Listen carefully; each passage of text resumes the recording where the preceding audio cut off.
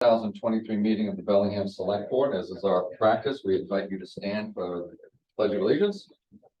I pledge allegiance to the flag of the United States of America and to the republic for which it stands, one nation, under God, indivisible, with liberty and justice for all.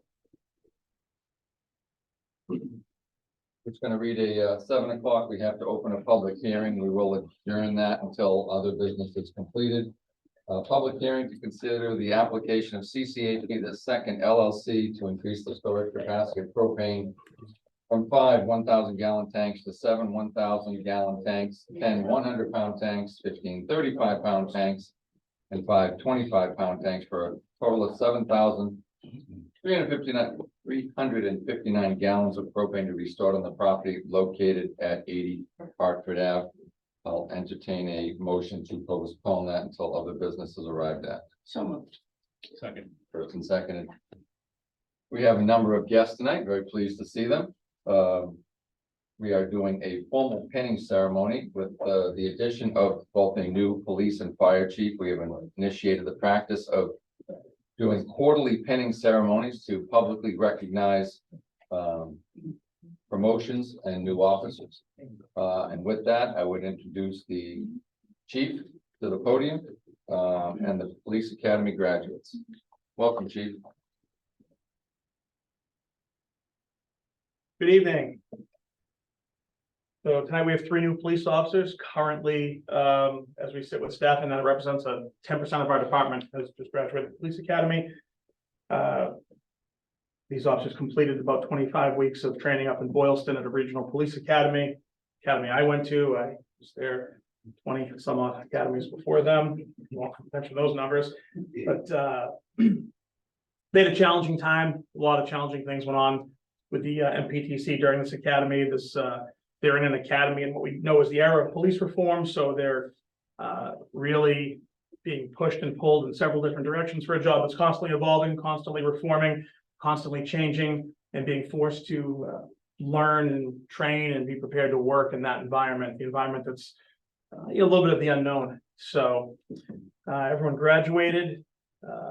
One of our recruits was his class squad leader, and they have just a little blurb about each person here. We have Officer Brad Chauffet. Brad's from Bellingham. He graduated Bellingham High in 2017. Brad spent time active duty in the United States Coast Guard as a machinery technician, and also was involved in search and rescue and maritime law enforcement.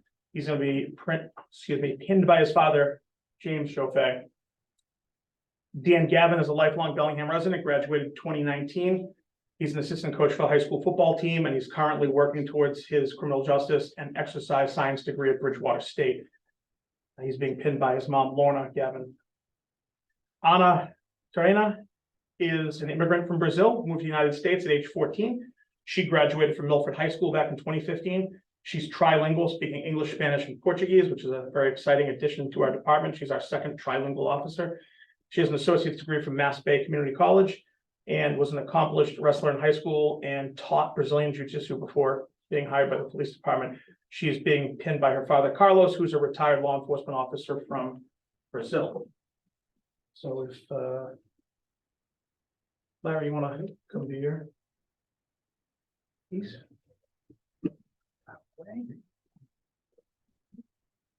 First of all, congratulations on successfully fulfilling your requirements at the police academy. And now you will take an oath of office as new officers within the town of Bellingham. If you'd raise your right hand, please.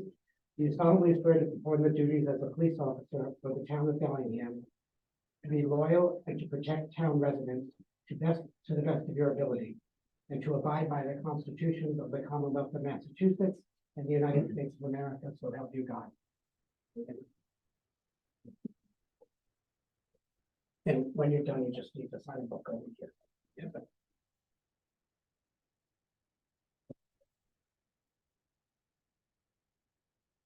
Great opportunity for cameras. If anyone wants to step up from where they're seated.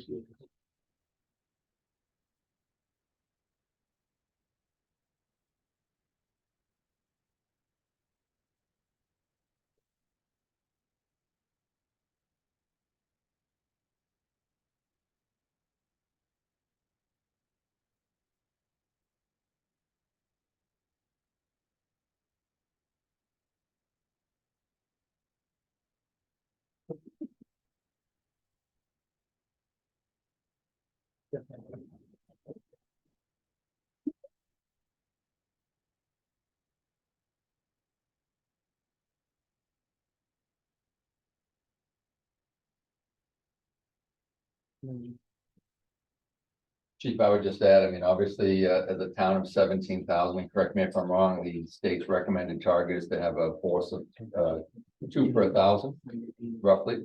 Yeah, that's about the national, one for every 550.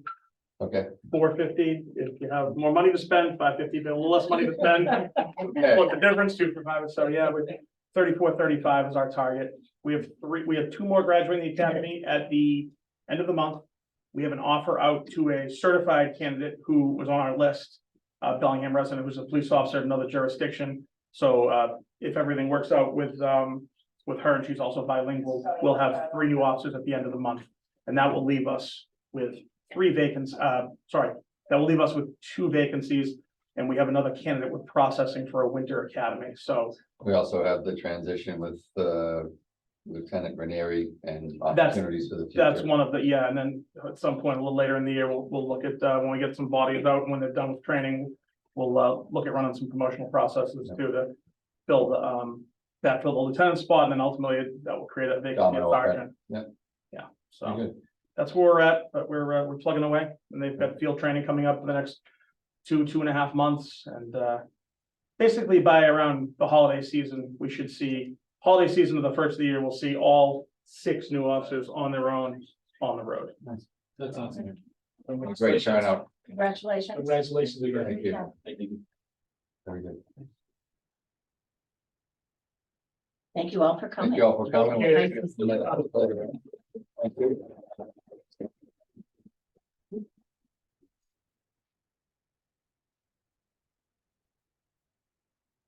And as we'll move back to the public hearing, is the applicant available in the room? He's on, there you go. Okay. Welcome. If you can provide a little detail of the business, the need for the increase, and any other information that you consider relevant. Yes, no problem. Good evening. My name is Paul DeLeo from DeLeo Gas. We're the propane provider for the applicant. It will be representing the applicant for this hearing, which is Dolphinase, otherly known as Dolphinase Concrete. They currently have propane tanks on site for their business. The majority of the tanks are used to heat hot water for their concrete facilities during the winter months. The applicant has similar setups in other towns with a similar setup as the one proposed here. They're just adding an additional concrete plant, which will require another large hot water tank, which is the need for the additional propane tanks that are presented with this application. And I spoke to Chris Milo from our fire department, and he indicated that the inspections have all occurred and everything is in order.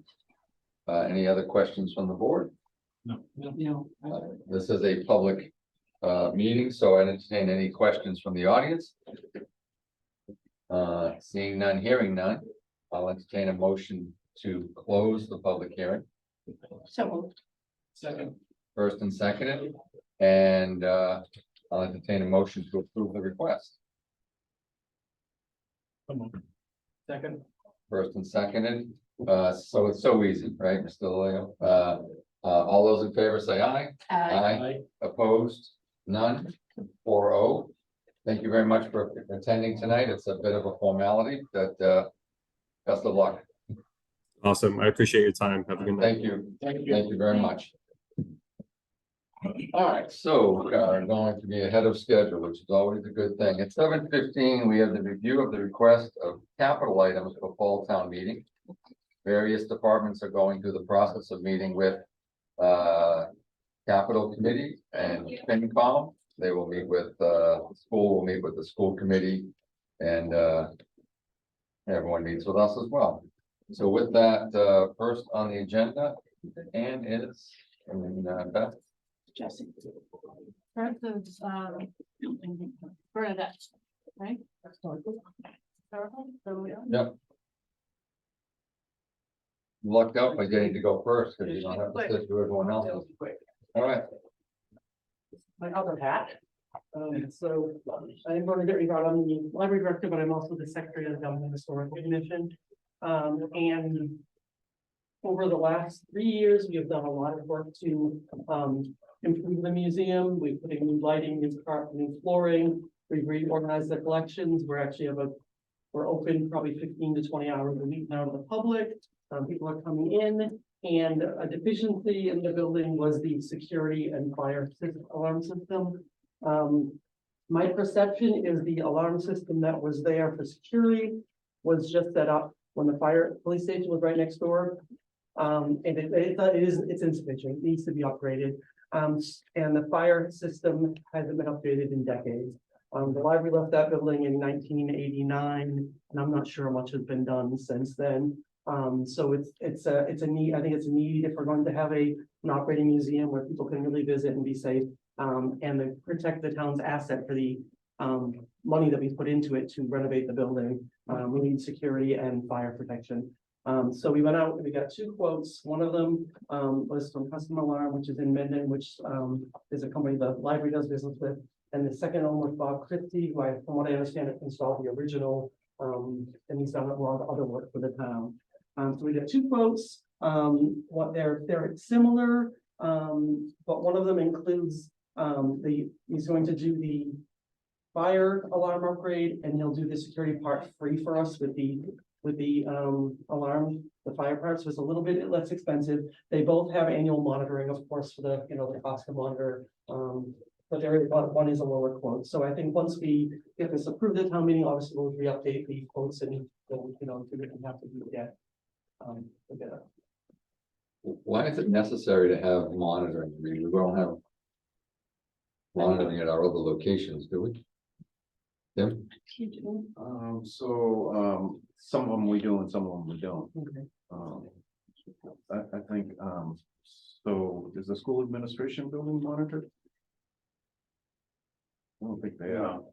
And I'm not sure about the old town hall is, so I guess most of them are.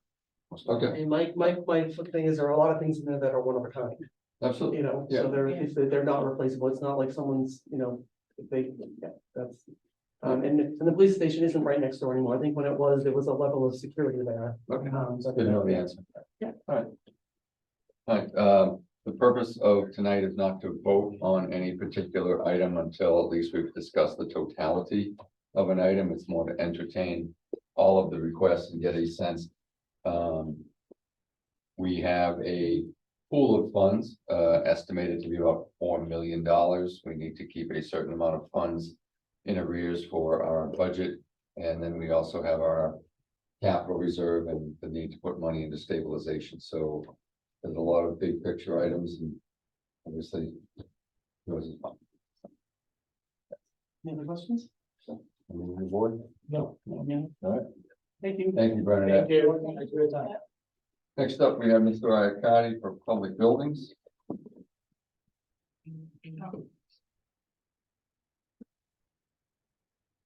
Ready for the, that's the, sorry. Look at it and hand it down. Good evening. So it's a rendering of so we're trying to complete the campus out front, and this is one of the finishing touches where the Domino's building was. Everybody thinks it's a good idea to get a message board out there. So we started the process of estimating what a message board would cost. That picture is something similar to what we're thinking about. That's obviously in Ashland, so the message board, we put up a mock-up out there. It's similar to what we're thinking, except it will be separated. It won't be to a V like that. It's gonna be separated, and that picture shows some masonry pillars. We're not doing that, but we do want to do a masonry base on it just to make it look nice, and eventually we'd like to come up with a plan to landscape the lot, but I'm here to just ask for the amount for the sign and the masonry and the electrical, and that's what the estimate came to. So it's an estimate of 72,000. This board, the other caveat to this is this board will also communicate with all the other boards in town. So to get messages out, you know, we're always trying to get this out around election time, and when we're trying to get people to participate in certain things, elections and every other thing. All the boards, they can be programmed to say the same message too. It's the same software, so we think it's a That good would be thing. nice. So. Great. Let's vote. Any questions from the board? No. I, Yep. for Hillary, do you have an extra copy of the request What request? or the? Capital? I never got it. Yes,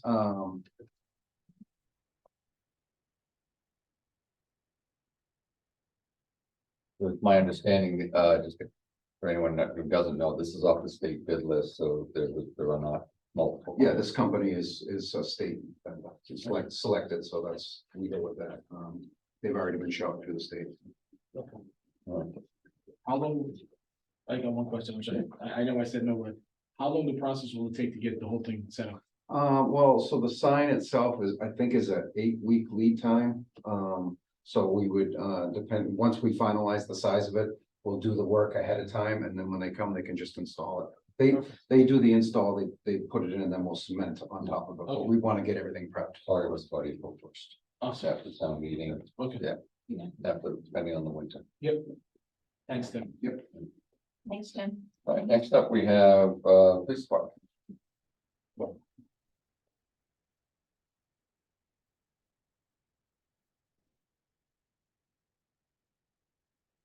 Thought fast, but these guys are really, After these requests. so, I have a PowerPoint if the Oh, board yeah. wants to see it. You're right up there, yeah. Yeah. Okay, so I think Pam was gonna let you screen share. There's a. I have to share them on Zoom.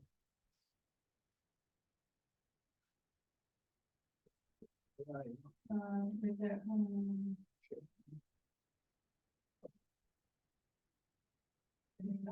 those.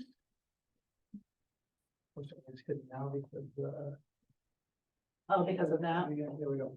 Okay, so obviously we have two requests. One's annual, the door replacement, and the other one is something new to Bellingham, so I wanted to put a little presentation together.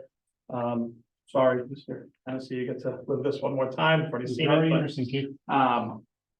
this is because this is a new technology to the town. It's not new technology to law enforcement. So we're asking for electronic control weapons, otherwise known as tasers. The big ticket price is $129,000. We did apply for the Burn Justice Grant, it's $50,000. If we're granted that, that would offset the cost and get it down to around 80,000 for us. We'll know before town meeting if we get that grant. We'll know in the next 2 or 3 weeks. We just got info on a grant that we got yesterday, so they're starting to roll in from the state. In terms of a quick needs analysis, basically in 2023, this is expected equipment by the public and by our law enforcement peers, our peers in the court system, the post commission, et cetera. This is equipment that's been widely deployed in the Commonwealth for better than 20 years. Currently, our officers on the street don't have a de-escalation option below firearm other than the baton and pepper spray. And the escalation moving up from a baton is a firearm. The new tasers have a range of up to 45 feet, allowing officers to create distance. De-escalation has been mandated by the post commission. So they have to, whenever feasible, make an attempt to de-escalate a situation. So this allows officers to potentially get distance from somebody that might be armed with a log, a stick, a board, a knife, a club, any sort of blunt or sharp object that distance becomes their friend. Tasers have been proven to reduce officer injuries and reduce suspect injuries, potentially reduce injury litigation, as generally speaking, there are no serious injuries, no lasting effects. It's a potential de-escalation option in a lethal situation, and most mass agencies fully adopted better than 10 years ago. The big problem now is our intermediary option in a volatile situation is the police baton. And we can harken all the way back to 1992 for the horrible video that everyone saw of the police baton incident in Los Angeles. And really the what's out there in law enforcement, the phrase is the baton is lawful but looks awful. And it really is. And This is just our use of force model that the officers are trained on in the academy. They learn in service every year. The taser comes into play in this yellow and this orange, the somebody who is actively resisting or assault with bodily harm. This is the range where they come in. So it's above somebody who just doesn't want to go to jail, and it's below somebody that's trying to really hurt or kill somebody, but it's that person that wants to put up a fight. And this is the tool that is widely accepted, that is a lot more humane and a lot safe than striking somebody with a metal club. Here's some statistics of where things have been back to 2020. Now, starting after 2020 and in 2021, use of force incidents, the end of 21 and 22 had to start being tracked, recorded, and reported by law enforcement. So I only have use of force incidents from, which is this brown box. There were 9 in 2022. Year to date in 23, we've had 10. And this was year to date when I made this presentation back at the beginning of August. So we're on track to have more use of force incidents this year than last year. A section 12, that's an involuntary mental health crisis. That's a call that often can turn violent and can be dangerous, and a call that where this is potentially an option that may be needed. And the middle number is the number of officers who were assaulted, people charged with resisting arrest or assault, battering a police officer. The good thing is that number has trended down. However, again, the 2023 number was year to date. So 2022, there were only 5. 2023 in August, there were already 4. So it was a number that trended down, but looks like the trend could be going back up.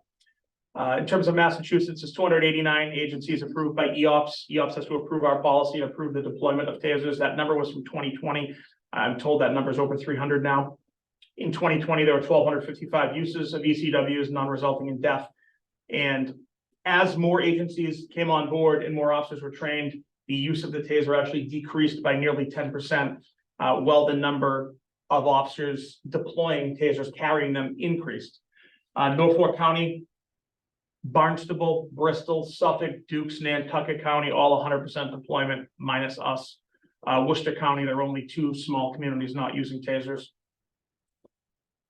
This is just a map of who in 2020, this was EOPS had grant money to track these for the first, for a 5-year period. So this is everyone who had tasers back then.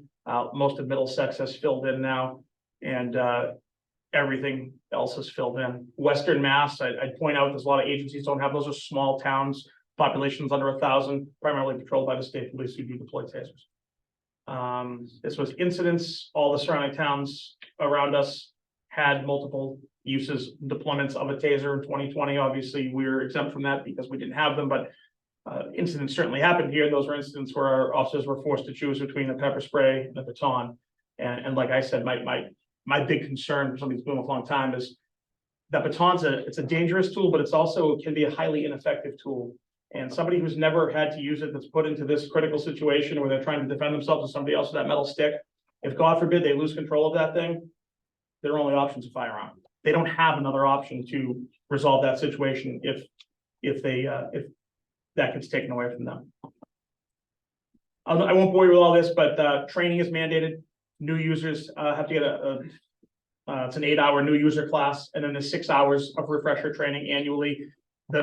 The price I described is a full package price for 5 years, includes all the training equipment, training cartridges. There will be no cost increase of any sort, or no additional cost over the 5 years for deployment of tasers. They're fully warranted. This is just more. EOPS will ultimately approve our policy, and they promulgate all the CMRs surrounding the use. Drawbacks, full transparency, they are not the end all be all. Massachusetts, we're seeing about 70% effectiveness. The big failure is wintertime with heavy clothing, jeans, Carhartt jackets, things like that, ski jackets, clothing disconnects, they call that's the most common span of failure. The biggest drawback that I can see, and I lived this in my last agency, is at the 5-year mark, Taser offers $1 million liability policy when you deploy tasers. So if God forbid we used one and somebody filed suit against us, they step in with their insurance first. But at 5 years and a day, they will tell you the device is end of life. We can't guarantee what it will do. We don't know why you're using it. Gosh, that's dangerous. Here's the new one. So they kind of have you, once you go down the road, you're locked in. So, I mean, down the road, this is something I'd look to probably just put a line item on the expense side of our budget, but I wanted to just get this done, and be done with it, and we can look at it in 5 years and figure out how to best pay for it, because we're so far behind the curve at this point with everyone else. Here's the cost. Like I said, it's an all-inclusive price. It gives us a online platform where they get uploaded to. In the future, if we looked at officer worn cameras, if we end up going the route of that and got the cameras by Axon, everything's integrated and the camera comes on when the taser gets deployed, when the firearm gets deployed.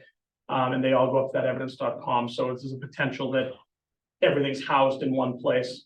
And like I had explained to Mary when we first presented this, the payment can be broken out.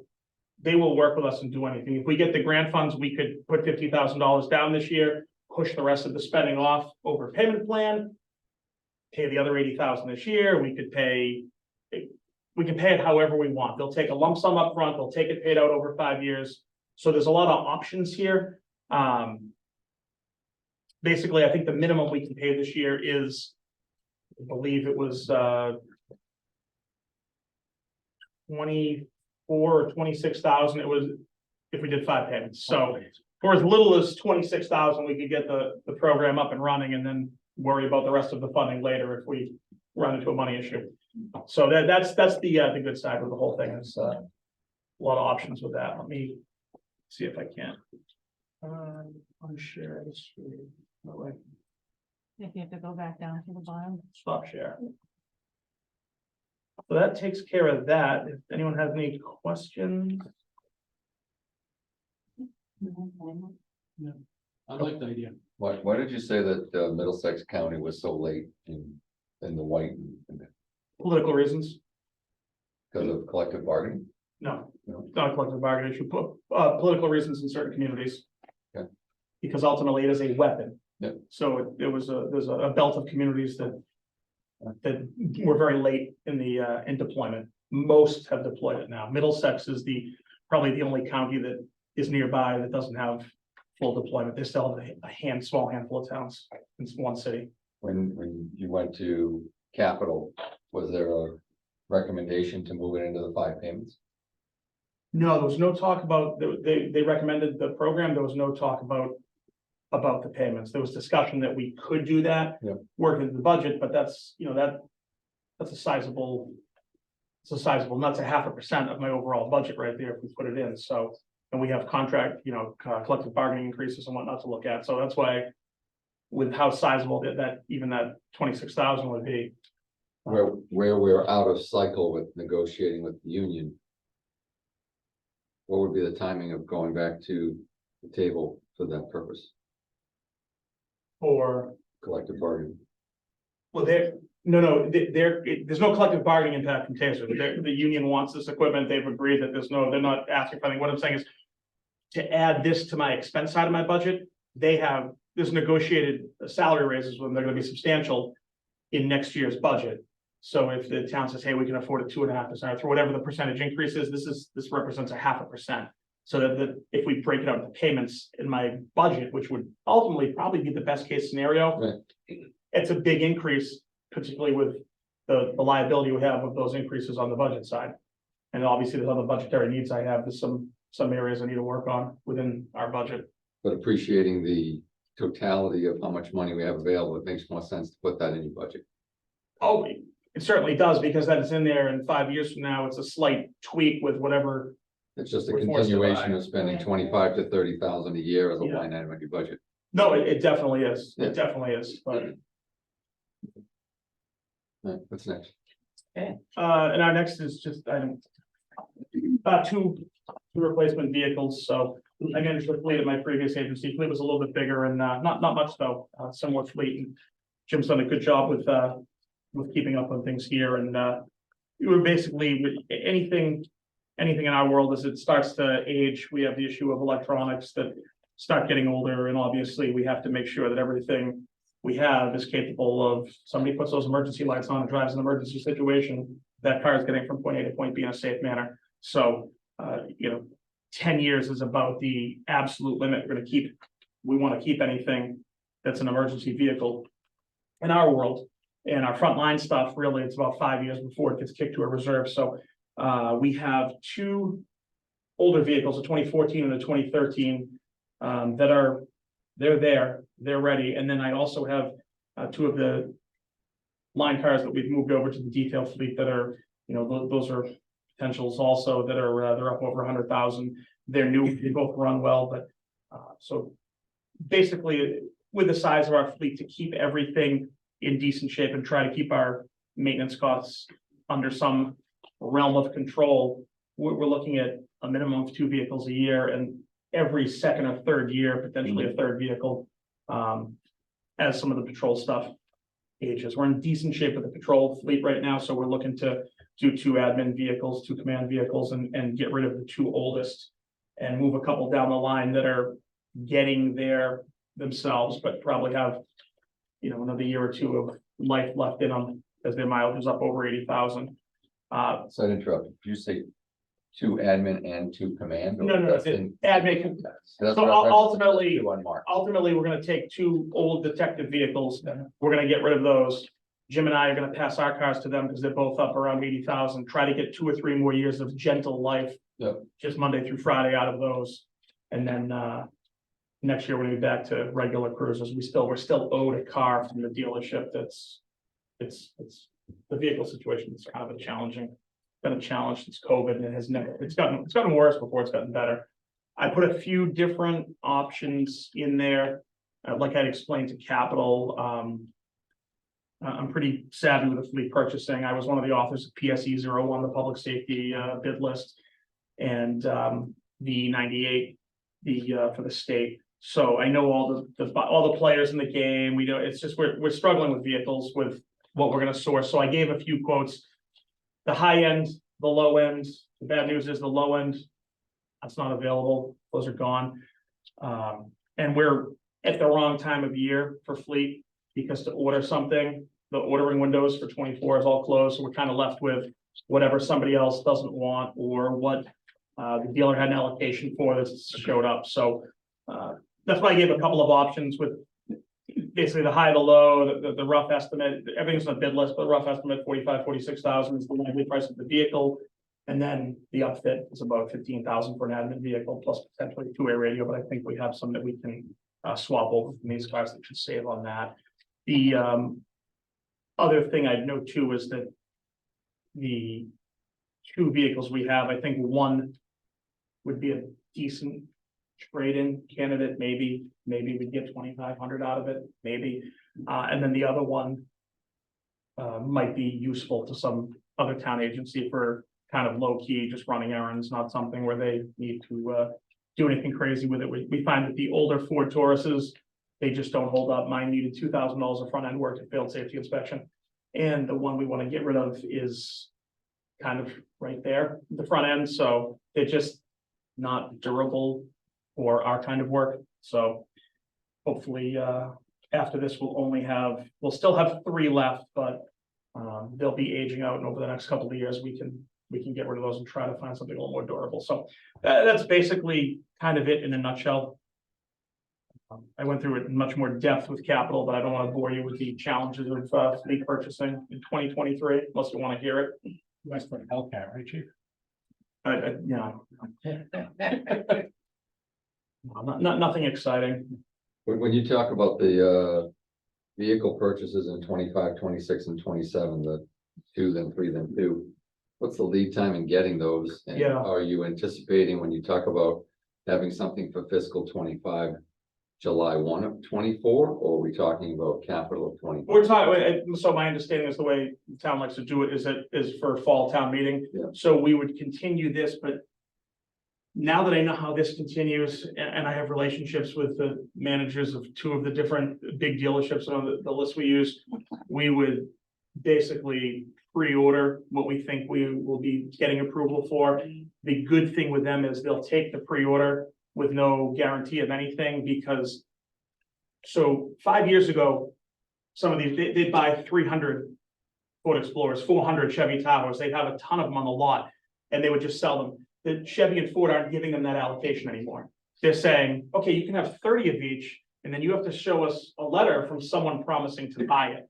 So they're asking, hey, will you sign this and say you're gonna buy it so we can get some inventory? So that's the challenge we have now. It's not, hey, I need 2 admin cards, what do you have? It's, Sounds like we're trying to buy a fireman. yeah, hey, do you have anything? So that's what we're dealing with. So the regular police cars are a little easier. The color can be a challenge, and I've learned it vastly that painting a dark color over a white car, they always order a lot of white cars, doesn't last, but they order a lot of black cars, which is what we start as a base with. So those are easier. It's the unmarked vehicles for administrative staff, detectives, commanders, that sort of thing, that those are a challenge. They don't order as many. They order very few. It's very limited what they order. And it's, it's kind of luck of the grab. Right now, I know there's a hybrid Ford Explorer kicking around. I know there's an F-150 kicking around. There was rumors of a Tahoe kicking around. That's the cheapest of the 3. And the Foxborough chief stole it out from under me. So we can thank him for that. But things pop up. They might say some other agency, hey, the town of so-and-so, they canceled 1 car. This is now.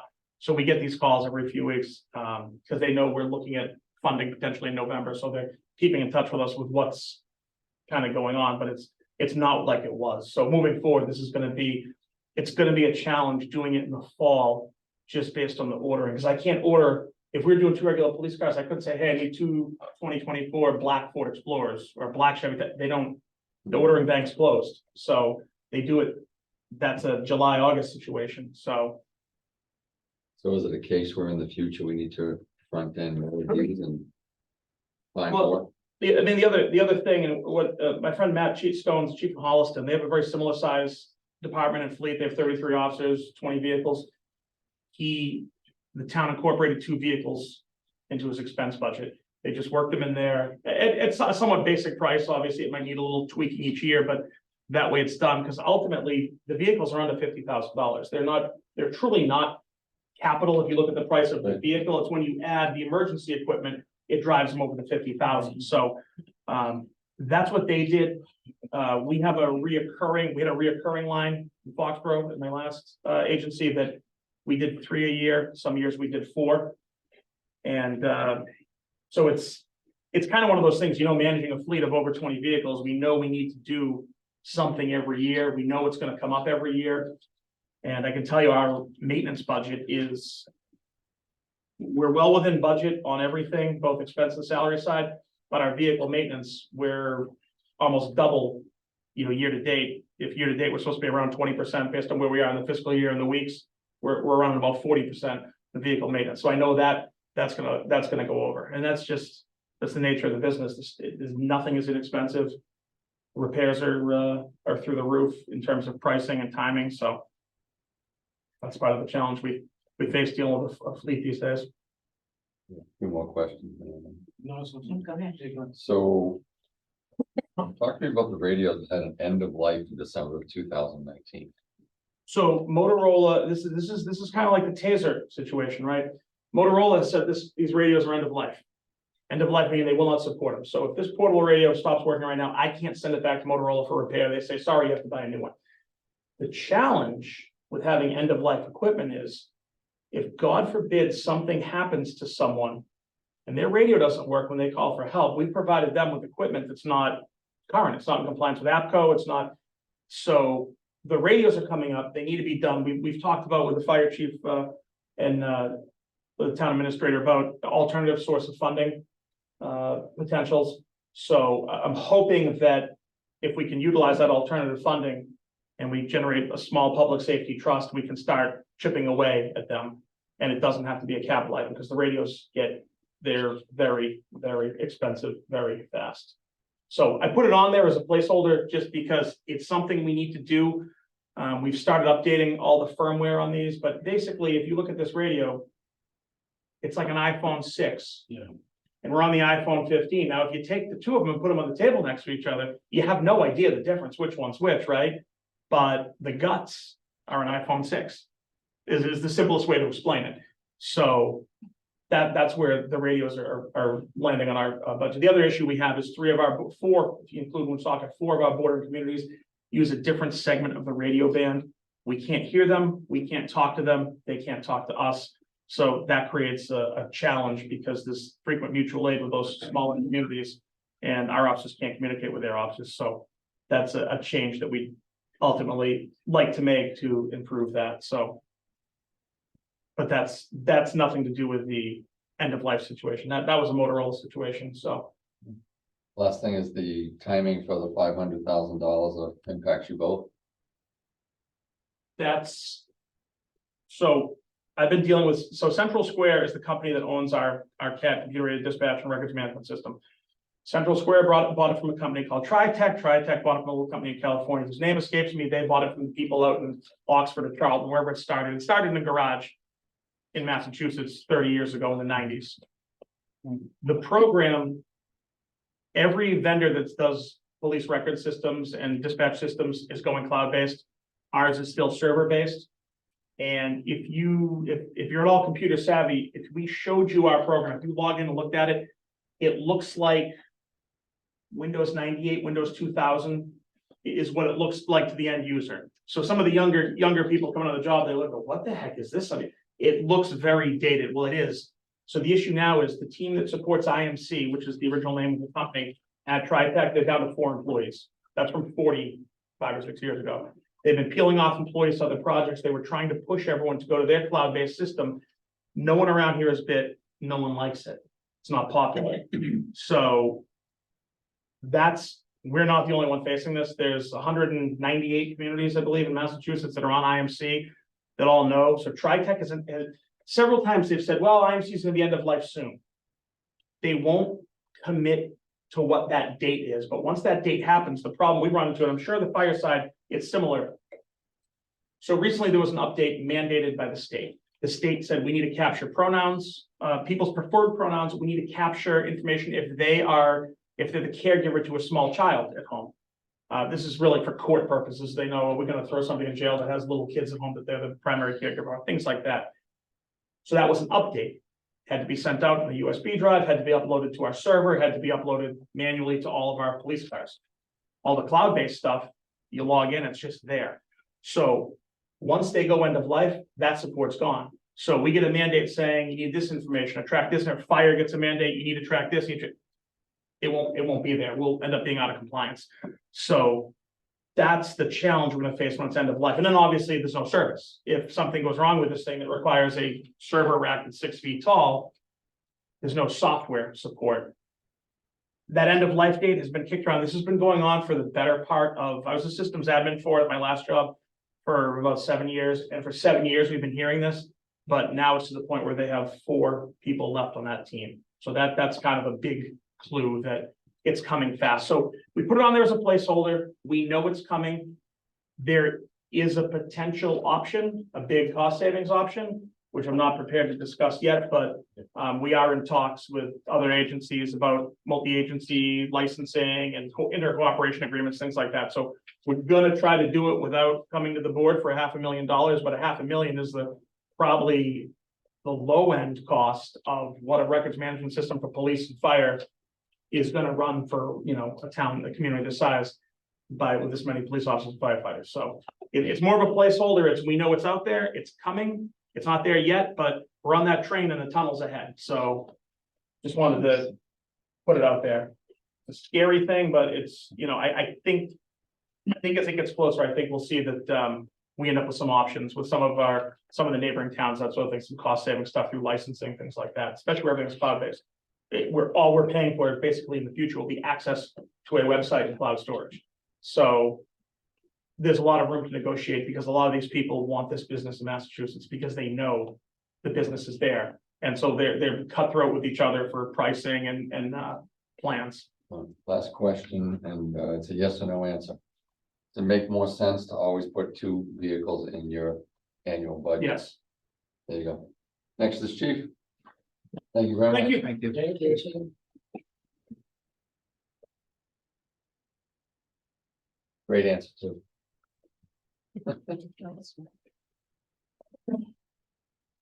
Good evening.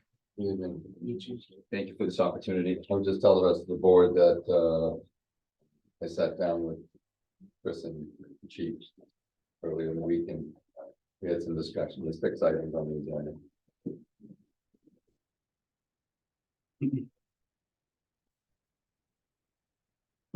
Okay, I'll get right into it.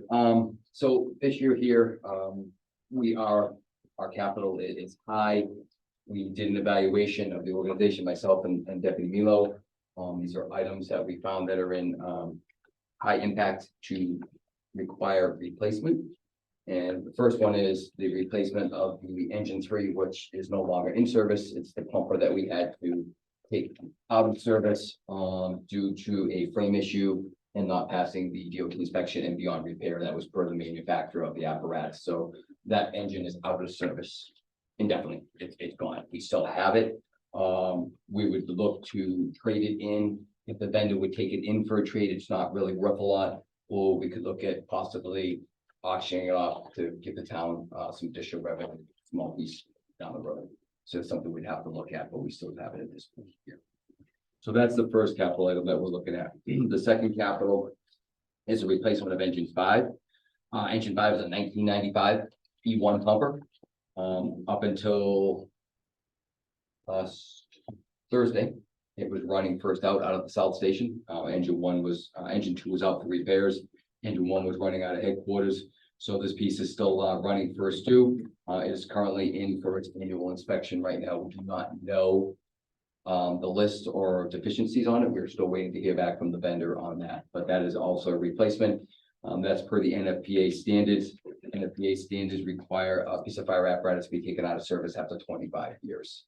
This truck as today is 28 years old, and with the projection of the potential for the timelines as Chief Fitzgerald alluded to in replacing apparatus, we're 12, 18, 24 months before we see a fire truck potentially. So that's where that rolls into that. The next is replacement of car 3 and car 4. I provided pictures to everyone. I hope you have them.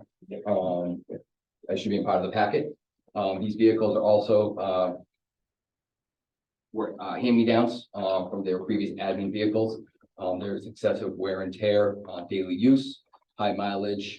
The chassis as well are at the point of severe flaking of the undercarriages and frames. So those we're looking to replace those as well with believe it or not, with a lesser vehicle. We're looking to step down, not to the Tahoes. We're looking to step down to a what they call an F-150 pickup truck with less amenities. The reason for that is with the new cancer awareness that's being brought into the fire service, from a turnout gear to our apparatus. It even comes into the admin vehicles as well too, where right now currently our personal protective equipment is in the same cab that we drive.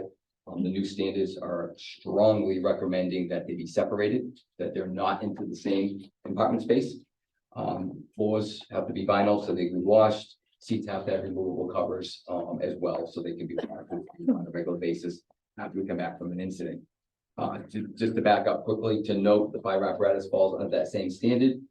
It's all vinyl seats, vinyl flooring, vinyl door panels. Everything has to be made today so it can be washed after every incident. There's no more cloth, no more rug, no more material that will absorb any type of liquids, fluids, or anything contaminants that may be potentially harmful to us or our personnel. All right, questions of vehicles? Okay, next we have on is the replacement of the windows at Station 1. Right now, these windows were from 1992, Tim, is that correct? Yes. Yeah, they were installed in 1992.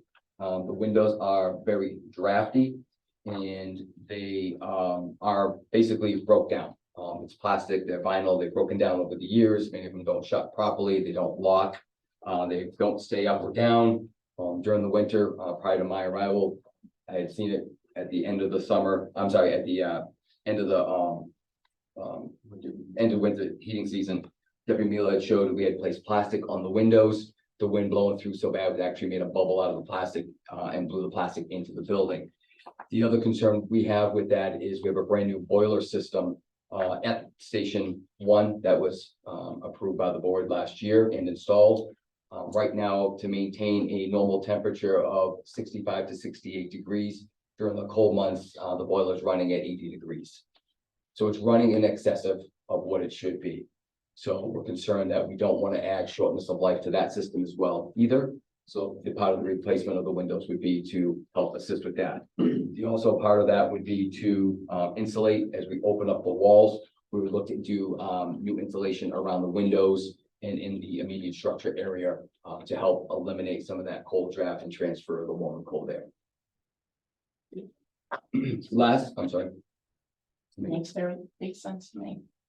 Last on our list is a study to evaluate all 3 of our current fire stations. We're staffing station 1, which is the south, we staff station 2, which is headquarters, and we're working to try to get station 3 back for future growth.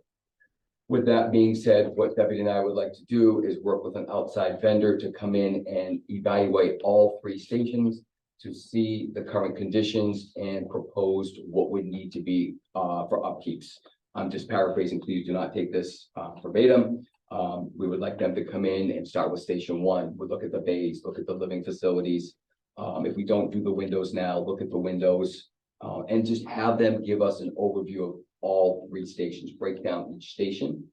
So we know also within our capital plan, I did present a 10-year capital plan, both for apparatus and facilities that we would continue to build on that upon recommendations of an outside vendor as they would assess all 3 stations of what may be needed. As Chief Fitzgerald alluded earlier, we are working with Beth and the some other agencies to see if we can potentially augment some of the funding if we ever had to need to replace or do some upgrades. That's just in the infant stages. We're really just starting to crawl with that now, so I don't know if that's going to work or not. That's a quick overview of our 6 items for capital this year. Chief, I know when I met with you, you had mentioned that headquarters was designed by a company out in California. Yes. And this is the first of its kind and probably the last of its kind.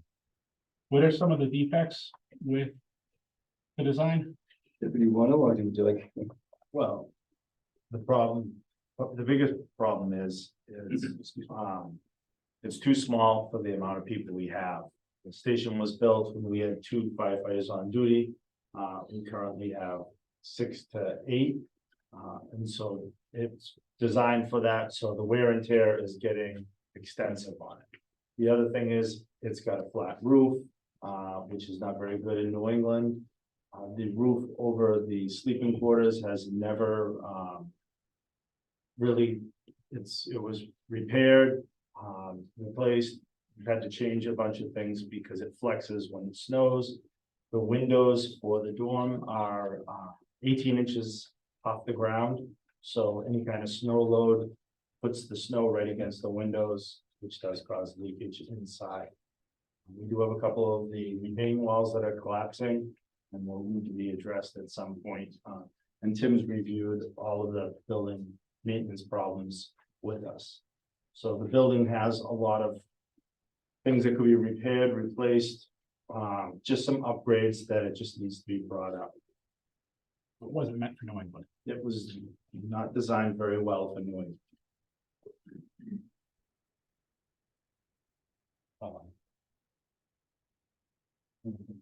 No, all right. Read all my things. I can, whatever's. Just echoing for the board, the conversation we had, I think that the window should just be rolled into your budget. I don't think it's a capital item that we can take on, but. Yes. We did have some conversation about the windows. I think we could. I think we could knock that down with a couple of estimates that they need to be replaced. There's no doubt about it. They're falling apart. But I think we can definitely refine that a little bit get some solid estimates. So, you know, with that being said, I mean, there's other things that the building needs as well, you know, that they were trying to work into that. Yeah. But I think we could definitely do a little bit better on I just think that in the totality of how much money we have available to include it as a capital item. Probably wouldn't be prudent when we can incorporate it into the fiscal 25 budget. And then plan on doing it. We're not gonna do anything with windows in the middle of winter. But we can prepare to do and order windows once we have the budget set for 25 and do it in July. Yeah, that makes sense. Yeah, I mean, we can button them up for this winter, but it definitely needs it, so.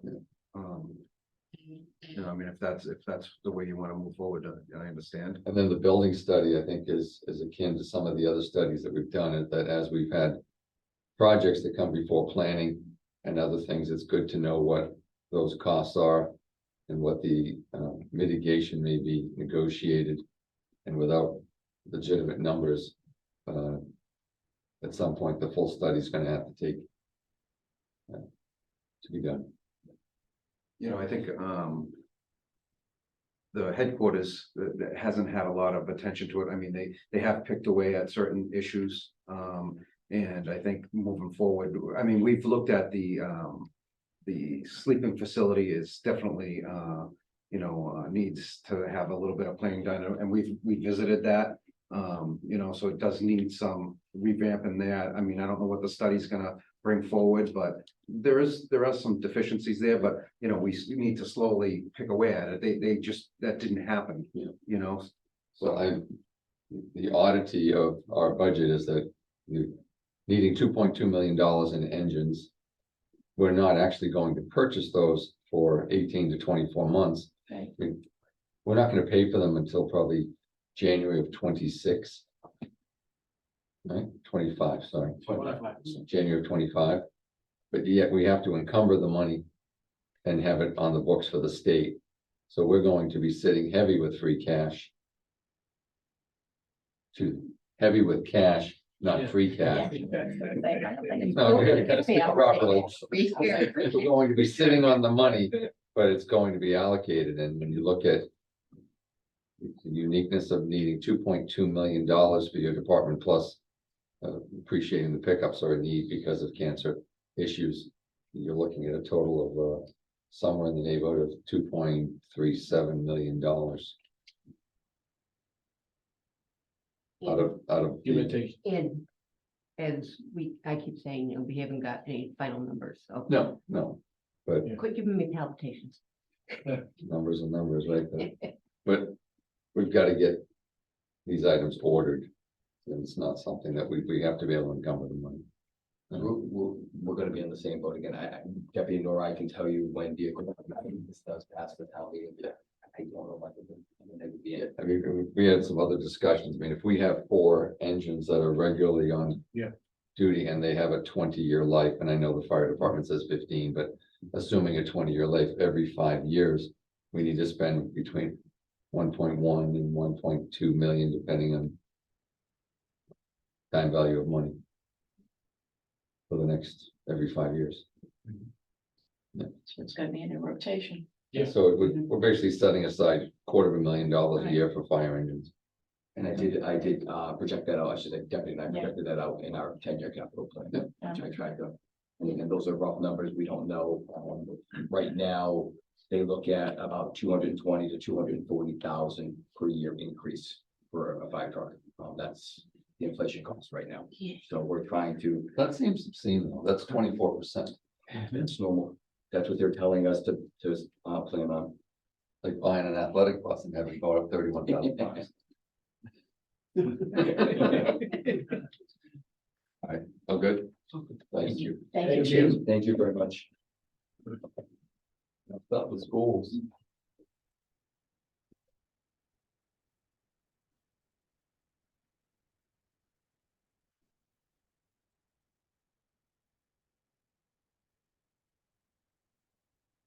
As they're sitting down, what's the timing of the determination of the total amount of money that we allocated by revenue?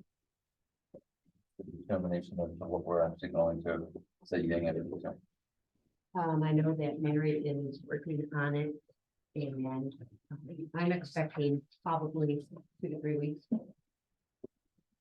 So in previous years, and Mike, you weren't part of this, but we had this discussion about being perhaps too conservative with our ending balance and what we really can be at versus what Mary gave her number. And Mary was trying to leave 7 figures.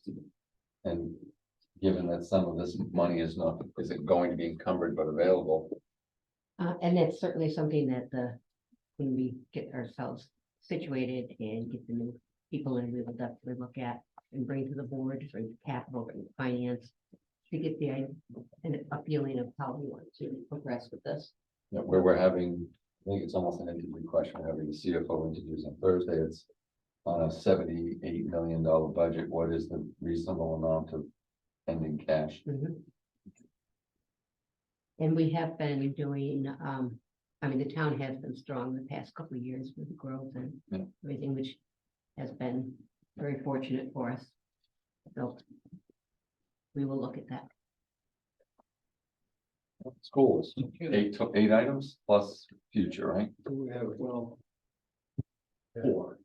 yeah, we've taken the importance of them. I think tier 2 could be some springtime capital. Tier 1 is what we'd be going for now. Before we start, can I just introduce our new director? Sure. This is Erica Montero, she's our new Welcome aboard. Hello, finance everybody. business Hello. manager. Hey, Okay, first would be the HVAC up at the VHS. The VAV boxes are basically boxes in each of the classrooms that allow airflow to come into the rooms. And when the heat is set at a certain temperature in that zone, the airflow will go through. The room is calling for a certain temperature, the air will continue to flow in the room. If it's not, it would close. These VAV boxes currently are a Honeywell item, and it's sole source item. So Honeywell has given us the replacement cost for those items. The HVAC, I mean, the VAV boxes currently we cannot find them anymore. They're obsolete, they're dinosaurs. So we need to upgrade these VAV boxes, and we need to do it as soon as we possibly can. Second would be a fob system at the elementary schools. We have access to 5 doors at Stallbrook and 4 doors at the Elementary. Currently, we use fob systems at the other 3 schools. It helps us to continue to understand who's coming in through our doors and be able to shut off access if we need to, or give access certain times of the day. And Mr. Garofano takes care of all that stuff. Next would be the ground maintenance equipment. We're looking for 2 Ventrac tractors, along with a ballpark room kit and ballpark renovator. We talked to the Parks Department recently to find out their manning on those fields during the spring and fall. They say they throw about 3 to 4 people at those fields for 4 to 5 days. 4 days in full, the 5th day is usually a cleanup. During the summertime, they have 5 to 6 people working those fields. And that's a 4 to 5 day process also. Currently, we have two people working those fields and trying to keep up to the work that's going on there. If you recall, we've absorbed the maintenance, the ground maintenance for pretty much Blackstone Street from the fire department, police department up to the memorial school, correct? 4th would be the athletic bus. I need $31,000 in additional funds to complete the purchase of that athletic bus. So that's tier 1. Would like to hear any of tier 2? Thank you, John. Okay. So tier 2, and I think it'll be more of a springtime ask. We're looking at replacing some flooring. The BHS hallway, main hallway is it's in rough shape. With cracked tiles everywhere. At some point in time, it's going to be a safety issue with the fact that we're replacing them as they break, but we can't replace them with anything that actually currently matches. Everything, 22 years of the life of that school, we don't have any tiles that match anymore. So we're starting to mix and match up there. That's right. And they are ceramic tiles, which I'm not quite sure why they are, but of course ceramic tiles, but they are. Next would be the DePietro cafeteria floor replacement and the stage to be sand refinished. Same thing, the DePietro floor is in 32-year shape. It's in real tough shape. Water gets underneath those tiles, it cracks. Water gets under them, more cracks, and so on and so forth. And that floor is in bad need of replacement. I would say in tier 2, the last thing we have in tier 2 is a truck and a trailer for the added work that we have now on Blackstone Street. We just need another vehicle. We have one current truck that we're using, and I have taken some DPW. They've been nice enough to give us some vehicles. We've had to put some money into those vehicles so far. One of the vehicles we put $7,500 into so far, it's working. It's getting us by and getting us through. Just don't know the lifetime of all the vehicles that we're taking from that side of things. So we're gonna need something new at some point in time. Okay, that would be tier 2. And the future requests would be in tier 3, which are I'm looking at irrigation around the high school to try to give us a little bit more of wow factor when you walk into the high school, something that looks nice, something that we're proud to walk into high school because the grounds look good. The idea of doing the grounds around the school should be to make things look better and to make our grounds something we're proud of. Want to speak on the rest? Sure. The others are potentially a middle school auditorium. The Memorial School auditorium is to air condition it, so we can use it as a rental. So our high school gets rented, I mean, pretty much all year. We just have that as another place for rentals and for our own events that they can hold at the school. It does get hot in that auditorium. If you've ever been in there, there's no ventilation system really. We're coming up, I believe this is year 10 of our turf field. That it's going to need to be replaced in about 5 years. So that's something that we need to start to plan for. That is around anywhere between $600,000-$700,000 for replacement. I think I've brought this to the board before, and I know Ian's new on the board. I have this high school expansion project that I'd like to continue to talk about.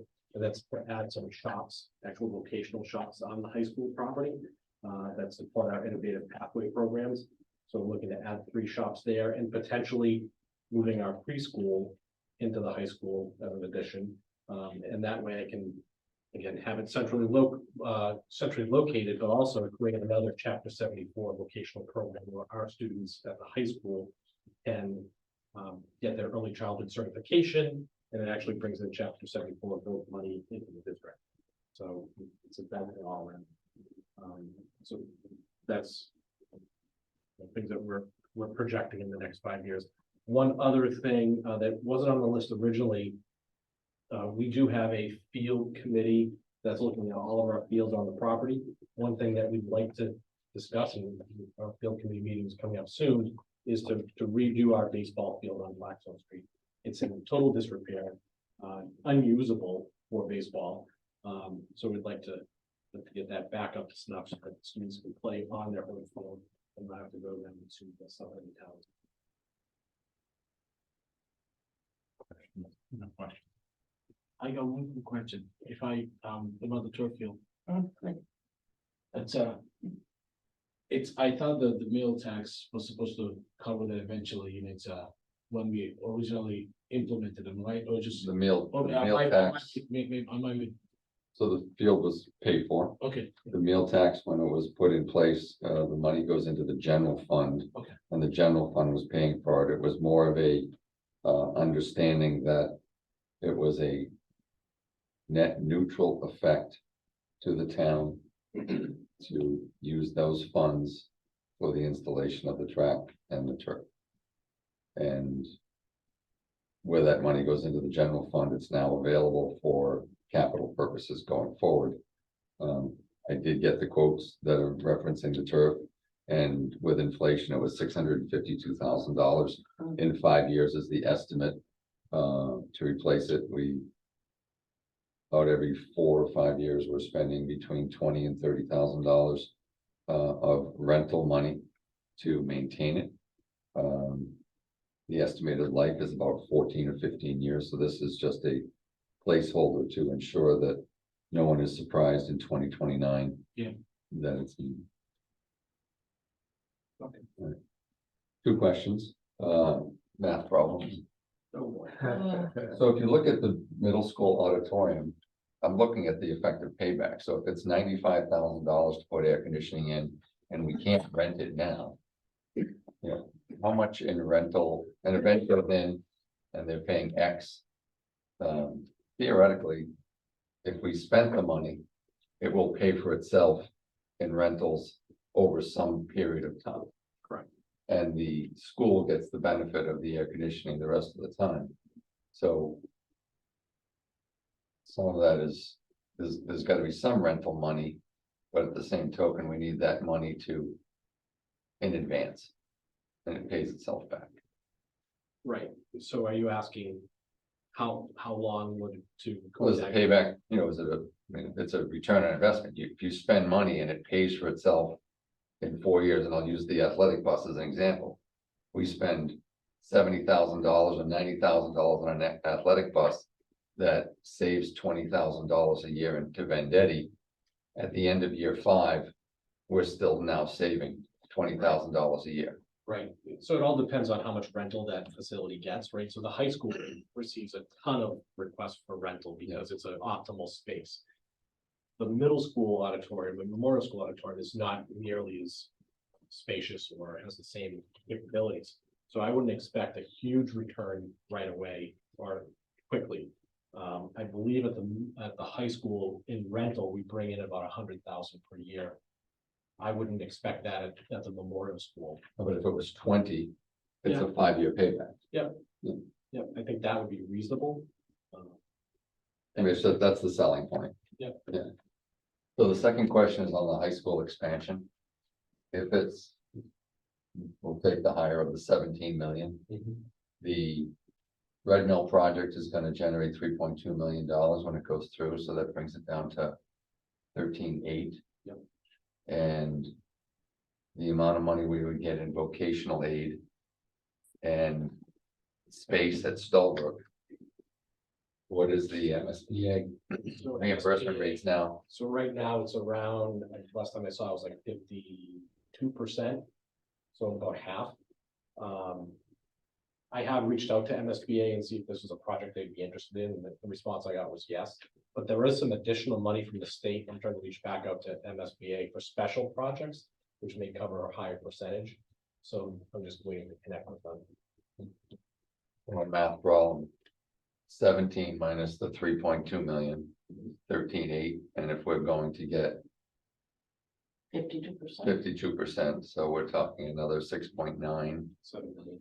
And if we're going to bond that over 20 years, we're talking $350,000 a year plus interest, and we get less the vocational component benefit.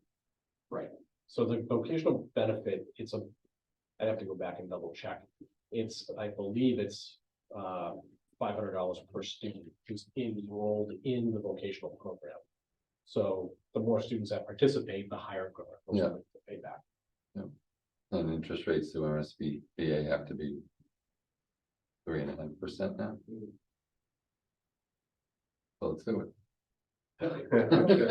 Sounds like a plan to me. Doug is meeting with an architect. He has been meeting with an architect to kind of look at some layouts. And the problem is that the high school layout itself, the footprint, is not easy to just slap a couple of buildings on and we're good to go. But looking at what's the best place to put them aesthetically and functionally. I have a couple of ideas of And to meet code, you know. and to meet code. Yeah. That's the big challenge, so. But I think big numbers scare people, but when you start looking at it in those terms, $350,000 a year for the benefit of kids staying in our schools, Exactly. the early childhood component, the space at Stallbrook. They're both elementary schools. Yeah. We have preschool at both. The benefit really is to our students, right? Yeah. So I think I've said this before, our innovative pathway program which is, it's approved through the state. We typically would have 70 students, 80 students apply to Blackstone Valley Tech. Since we started the Innovative Pathway Program at the high school this past year, 25 kids applied to Blackstone Valley Tech. So it's a huge decrease in number of kids who applied. And they like the programming, they like the courses that they're taking. They're really, they're advanced manufacturing, there's some in health sciences, they're really high quality classes. And it's really engaging kids. And, putting the shops in now gives them the opportunity to expand on that and have the opportunity to get certification, OSHA certifications, or moving into advanced manufacturing into the world of work. So there's so much potential there. I guess I don't see the numbers all the time in my head. I'm thinking about the benefit for kids. Yeah. It is tremendous.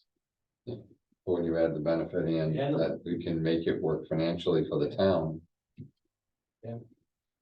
So all you really need to do though is just figure out the layout.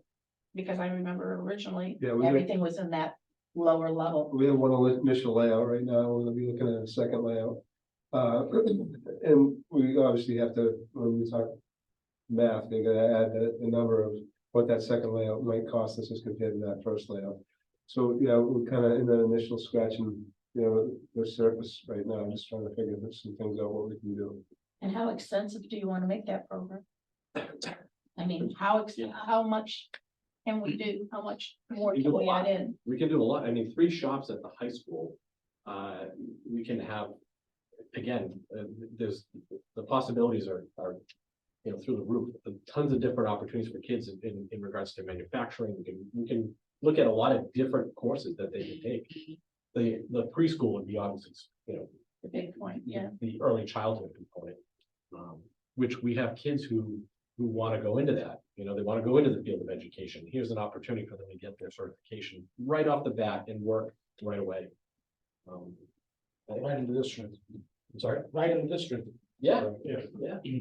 Or at a local, at another facility, they could be working at WeFolk, after they graduate, they just have, this past year, we had five kids who went through the pathway program and they went to work for Salmon Healthcare. They went to Salmon through this internship program that we developed. They got their certification to be CNAs. They worked there during the semester. They get great experience. And then they actually got jobs there for the summer and are interested in becoming nurses or staying on as CNAs and they're going to school, right? It creates that vocational pathway, creates these opportunities for kids that might not have thought of that was, something they were interested in.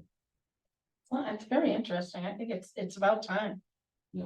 Long overdue for Bellingham. Yeah, I hear people ask me, can we get shops back in the schools, like, woodworking?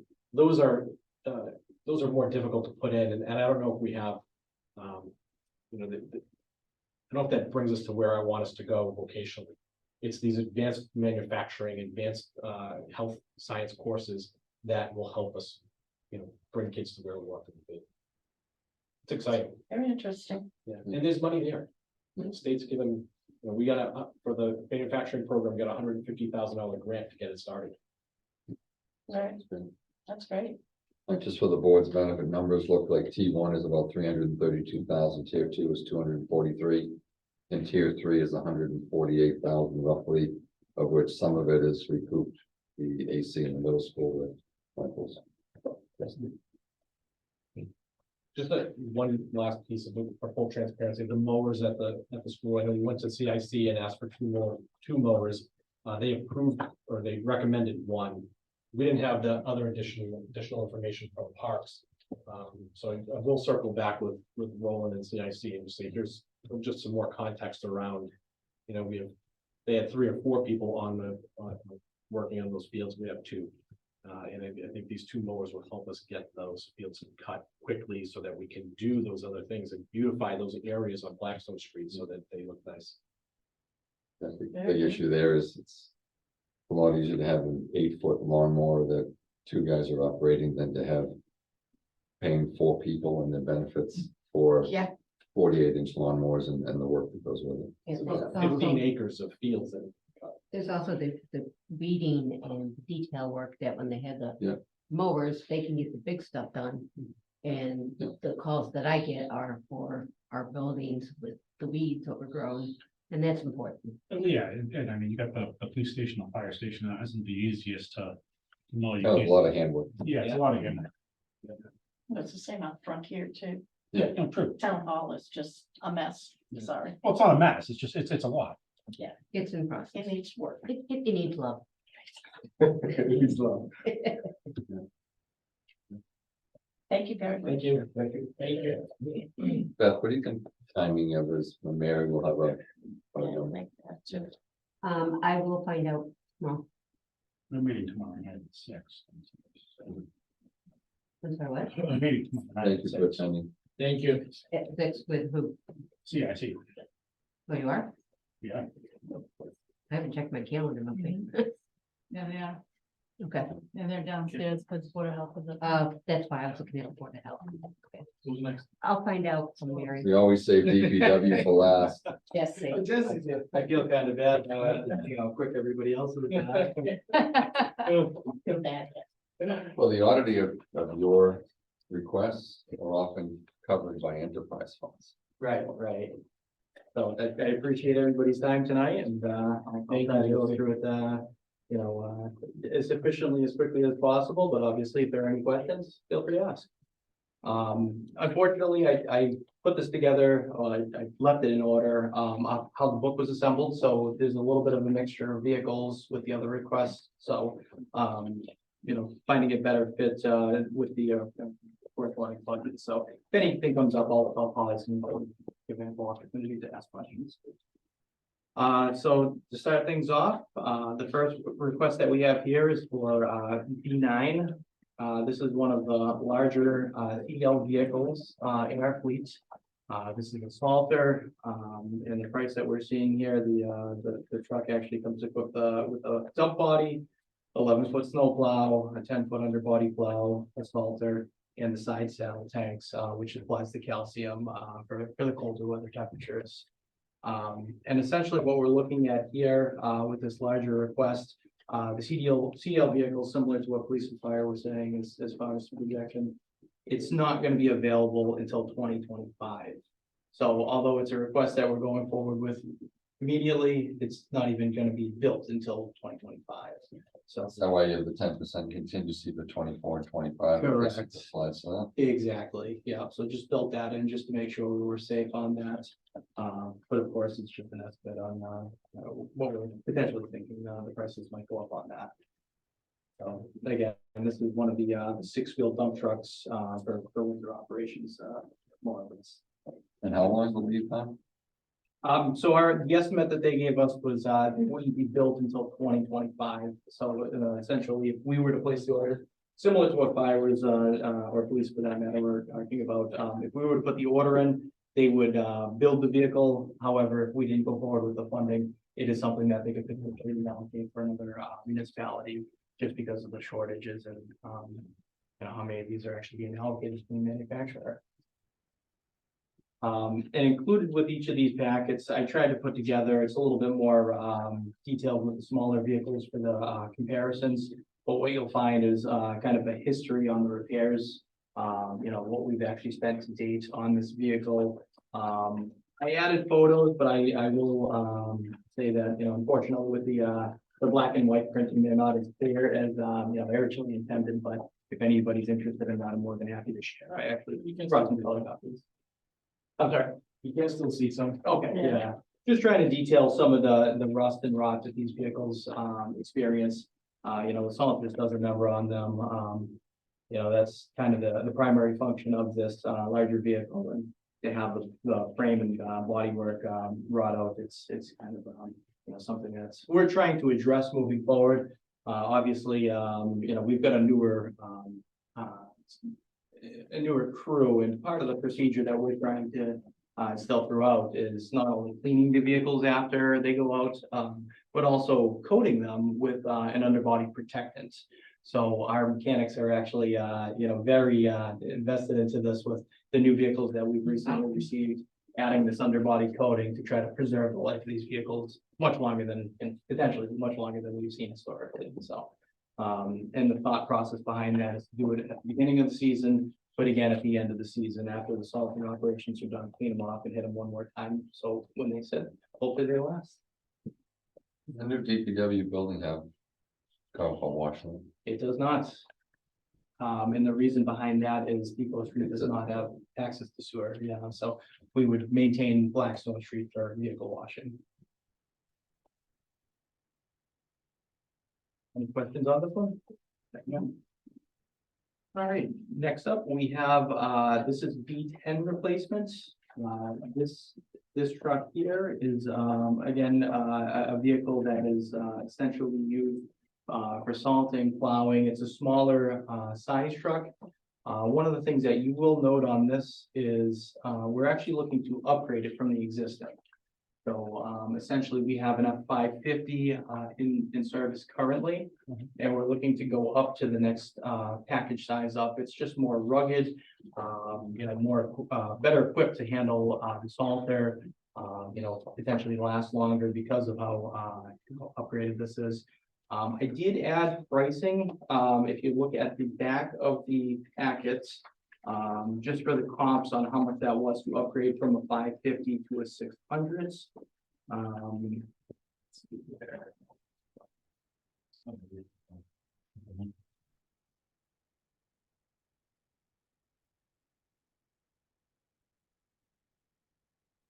One of the packets is going to be the diesel option. However, we're actually looking to go towards a gas fleet when possible. Reaching out to other communities and the dealer, essentially what we're seeing a lot of municipalities with the little access to highway and the ability to really get these to kind of burn off a lot of the issues that the diesels have with idle time. They're seeing a lot of issues with the DEF system. So essentially, we're looking to go to a gas fleet because the majority of these vehicles are in town at all times. Apologies. There we are.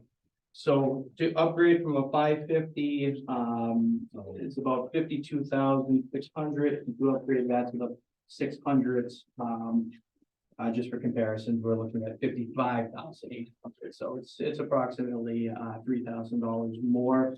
But in our opinion, you get potentially a longer life out of it as well. Just more rugged. It's better equipped to hold up and salt and things of that nature.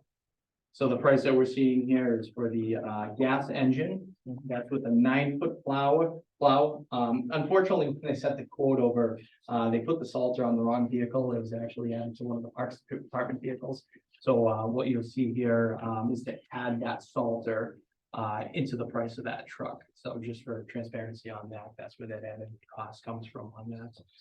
And similar to what the chiefs were speaking about as far as the availability on colors, we're running into the same thing.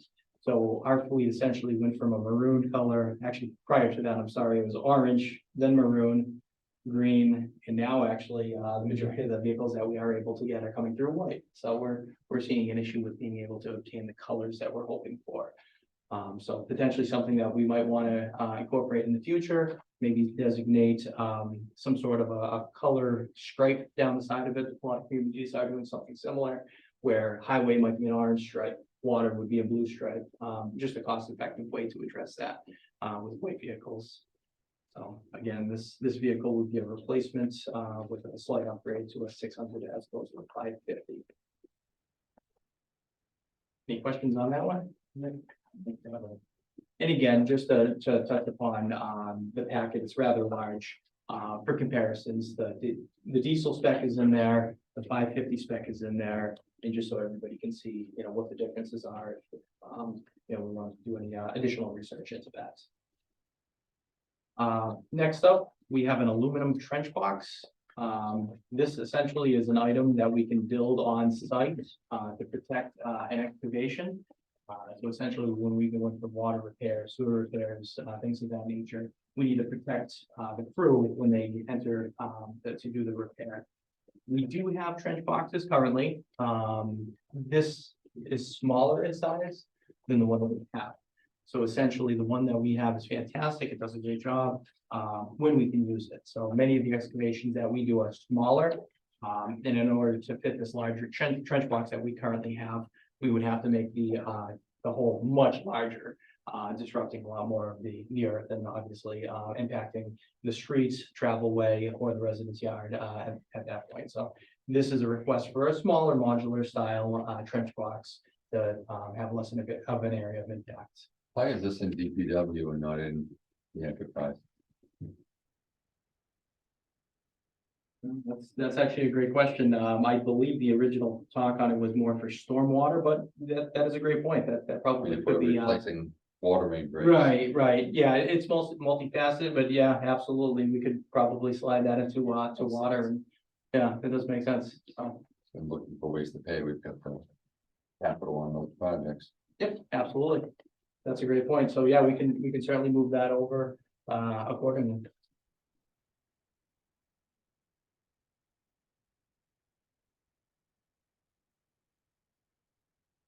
Any other questions on that one?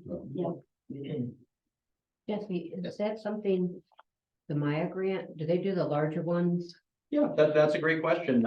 So as far as the Maya grant, we've been successful in the past with getting these grants. This was something that we had talked about, both the assistant and myself. It's certainly something that we're gonna go for, but in the event that it doesn't go through, we'd like to have a fallback, but yeah, absolutely for that matter. If we can get grant funding for that, we would absolutely jump on that. And that's one of the criteria for this year, right? Isn't that one of the categories? Yep, that is correct. Yep, great question. Next up, we have, this is the Brackless. This is an MT7, upgrade from our current MT6, and that's simply due to the age. As these machines, progress, they have different coatings, so it's very similar to what we have, just, the newest model. This is the machine that goes out, clears the sidewalks, has various attachments such as the V-plow. It's got snow blower attachment. It's got the flail mower, so not only in the winter time, but also dual purpose. You'll see it out in the summer clearing brush as well. The downfall to these machines are they, for what they are, they experience a large amount of abuse, if you will. So although the hours and the mileage is lower, the type of work that they do are rather extensive. So we have a lot of issues with repairs. We have a lot of times where the crew goes out after the fact to clean up the sidewalks and the machine will break down. So they'll go, after a full-blown snowplow event, clear the sidewalks, they won't make it very far. Unfortunately, the machine will break down. We're doing our best to keep on top of the repairs and make sure it is something that can go out routinely. But if you go through, included in this is a summary of what we've spent to date. You can see, there's countless expenses for this machine, just constantly repairing. There's a number of items that are wear and tear, if you will. Certain things that we won't be able to get away from. The cutting edge, for example, that's just kind of the nature of the beast, if you will. As they go out, they will lose some of those fittings. But other items just, based on that extreme abuse and the amount of time that it is out, the repairs can become rather extensive. So what we've proposed here is not only replacing what we have, but also adding another feature. We'd like to begin the process of potentially salting the sidewalks as we go through clearing them off. So as part of our procedure, we'd like to get to a point where we can send one of these machines out during a storm to try to maintain, so we're not pushing a large amount of snow after the fact, keep up on it as part of the normal operations, but also apply salt to make sure that the sidewalks are passable. So a lot of the surrounding communities are following suit with that. And it's certainly something, Bellingham is known for their good streets. Why not apply that treatment to the sidewalks as well? So that's the thought process behind that one. I don't understand why we would be adding more salt into the sewer systems. So again, it goes back to the safety aspect. Essentially, if we're pushing for people to use the sidewalks to prevent them from icing, try to add, to your point, it's certainly something we'll want to monitor, try to do as little as possible. However, some application is better than none. Being devil's advocate, whatever you're proposing, but a lot of residents will be pissed off because they're gonna lose all their grass because they're gonna be getting all that extra salt. on their yard, where right now the sidewalks that exist from the road is buffer to their own grass. Yep, and it's a valid concern. I guess we'd have to, outweigh the pros and cons to each, the Yeah. loss of some grass or somebody tripping or slipping and falling. Yeah. But I can definitely see both sides of it. Agreed. Absolutely. And also with the residents, I wonder if we're going to get complaints about them now having that tracking into their houses, their animals walking on it. I know it's devil's advocate because the people who are out walking in there are walking for the exercise Yeah. and with their dogs and Yeah. kids and things. Agreed. So I think we need to really look at that. And it is a line item on the quote. We could easily remove that if it was decided that it wasn't in the town's best interest. And we do have a lot of walkers, and a lot We of do. kids who walk. So, you gotta make it safe for them, as far as I'm concerned, I mean, Is this, no matter what you do, somebody's gonna complain about it, so let's just be realistic. I'd rather know that the sidewalks are safe than a lawsuit. is this gonna cover the whole town or just a particular part of the town? Oh, that's a great question. So currently, we do send out 2 machines. So we have a multi-hog that we purchased to replace a trackless that we had chronic issues with. We tried a different brand just to see if maybe we had better luck with it. Unfortunately, that wasn't the case. So we're looking to maintain the trackless brand. It seems to be a bit more rugged, but to answer the original question, essentially when they go out, they head in opposite directions. So this would cover half of the town. However, if one machine goes down, yes, it would take the place of the other machine as well. Okay. Yeah. So best case scenario, half the town, worst case, it would take care of the entire town.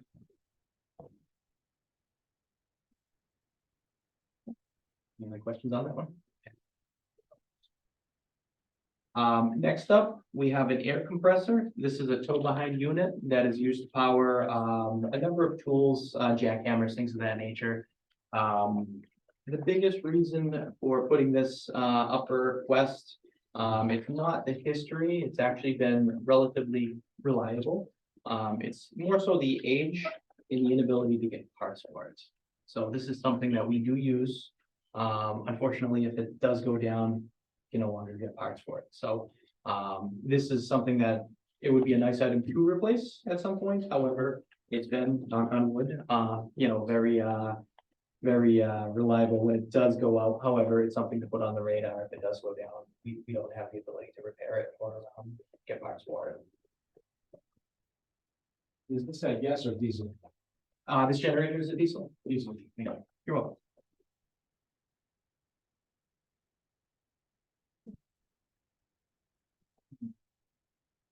Next up on the list here, we have a rather unique request for capital. But this is to do additional paving on North Main Street. And essentially this was proposed and discussed several times with our road committee as far as the next paving project. It was agreed upon that this would be the ideal candidate to essentially continue from the work that was done in the center of town towards Hartford Avenue and essentially try to finish off the paving. So we would have from Douglas Drive to the town center, paved town center to approximately the bridge, and then this would lead all the way up to Hartford Avenue. Now, the reason we are moving forward with a capital request on this is because we're looking to obtain a portion of that from either free cash or borrowing. So we have chapter 90 funds from both the leftovers from FY23, adding FY24. The budget's line item 53400, but also we would need approximately, we were able to actually narrow in on what we'd be looking at about $443,000. The total estimated cost on this paving would be about 1.5 million. So it's a substantial project. But I will be transparent, this is something that we are still going through, investigating all the details. So if this is something that turns out that needs additional work, this may be put on hold for that matter. Road. Yeah. What does this do to other road projects? Oh, it'll certainly delay the other projects as far as the milling and paving projects. Yes, this is kind of the one project that we would have allocated for 24. It's a big one, but the idea was to finish that off for the year. Have it done for the next 20 years. Yeah, exactly. Any other questions on that one?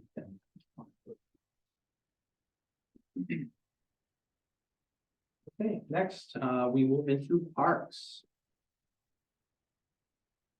So this request for park here, we are looking to replace Parks One, P1. This is a crew cab vehicle, that's extensively used during the summer season. I find a lot of the parks vehicles are crew cabs simply because when we have our stormwater helpers in, a lot of times we will have them all in one or two vehicles, and the crew cab is very beneficial. This is looking at potentially upgrading that F-250 to an F-350 in line with what we talked about with the 550 to 600s. And just for comps, I did add that as well. We're talking about approximately $1,000 difference to go from a 250 to a 350, so it's relatively inexpensive. It's a bit more rugged of a vehicle, but also what we would like to see happen, and this is partly driven by DPW additional employees being funded. We'd also like to incorporate a plow on this vehicle. Putting a four-wheel drive option into it as well. And for comps, I did include to go from a two-wheel drive to a four-wheel drive. We're looking at approximately $3,000, but this vehicle will go from seasonal use to year-round use. So essentially in the winter, when the Parks Department is drastically reduced in size, the DPW would be able to use this vehicle for snow ops, spare vehicle, whatever it might be. So we recently funded an additional 2 positions, but the vehicle will be problematic. So by upgrading it from a 250 to a 350, incorporating four-wheel drive, we could potentially have another vehicle to go out, or at the very least a backup vehicle in the event that we have a vehicle go down. So you consider it gas option or a diesel option? Correct. Gas option on this Gas? as well. With And the plow still? I'm sorry. With the plow? When Yes. you want to add the plow still? Absolutely. Yep, we have vehicles in the fleet currently that are gas with a plow. I assume that Mary, as part of her information to us, will tell us what the balances are in the enterprise funds for capital. That is what I expect, yes. I'm just wondering if it's a fine line to say that we're transporting the kids to clean out the catch basins and everything with this to allocate some of these costs to the stormwater management. Might work. And they're doing how many retention ponds? It's increased, we're upwards of 80 retention ponds now. And that's what they do the whole summer. That's Oh, what they yes. do all summer, so I'm Yeah. just saying that there's a way to move some of this money out of parks and into an enterprise account. Right. It Yeah. just gives us more, Right, I'm looking for more money to spend elsewhere. It right. No, and I don't disagree, you know, it is kind of. all depends what the balances are on the enterprise fund. Understood. So again, this is a replacement, also an upgrade to get substantially more use out of it. But if we have that option, that would be a great one. I agree. Any other questions on that, April? No. Excellent. Oh, how could I forget? I'm sorry, before we move on, one of the items that had come forward was a vehicle for our town carpenter. So part of this request, the vehicle would be repurposed potentially for the town carpenter. He's actually currently using that on the off season. So that is something that this vehicle could be repurposed for. Again, it's two-wheel drive. It's not ideal for what we're looking for the winter operations. However, if he's able to get by in the winter with a two-wheel drive, that is something that we would certainly repurpose if it has usable life left in it. Sorry, didn't want to forget that one.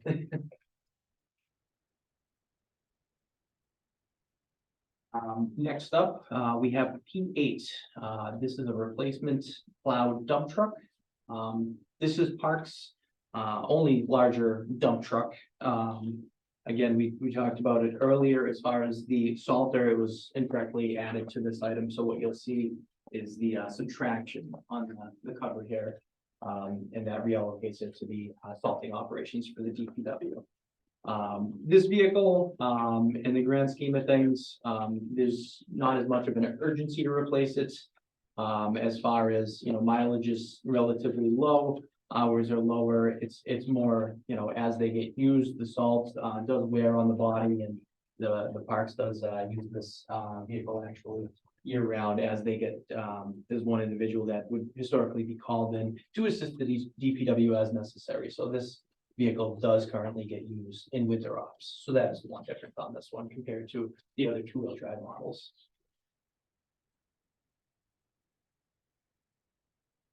You will replace that, or you recommend to replace with the 600 also? That is correct, yes. So in line with what we're just trying to upgrade, a little bit more rugged when possible. And the history on the 600 is it's actually a relatively new offering from Ford. They haven't been around for a tremendous amount of time.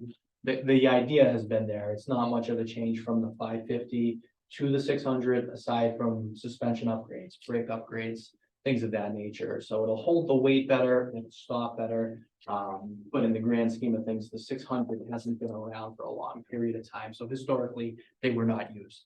We have a couple now in the DPW fleet, and they're fantastic. It's very similar to the 550, just more rugged.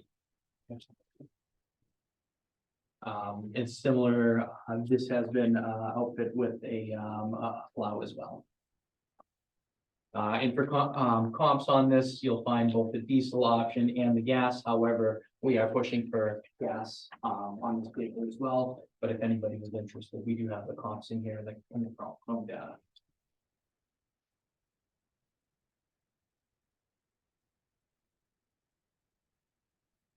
Any questions on that one? Next up, we have a blanket amount for upgrades to the Silver Lake Park. In recent years, we've been trying to upgrade various parks throughout town. I'm sure some of you have seen things like the swing upgrades and the parks benches. More recently, we installed a what they call a Moby mat. It's a way for individuals to make it from the nice pavement or the nice parking lot to the water itself without having to travel over the stand. So those that are, maybe have limited mobility have an easier shot at getting down to the water itself. So in line with upgrades to these parks, we're looking to do additional work at Silver Lake. Unfortunately, the timing was a little off. We have a meeting with New England Recreation Group tomorrow at 10 o'clock. And we're going to discuss items such as new mulch, new playing surfaces, and other items to upgrade the Silver Lake Park. So in line with what we've been experiencing with positive increases to our parks here in Bellingham. Try to address some of the concerns that have come forward, maybe before they become, before they're brought to our attention. Be better to be proactive than reactive. So.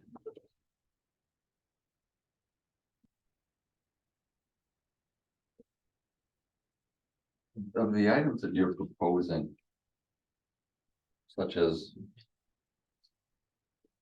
the item for the get down to the water, what if any of these items can be rolled into your next budget?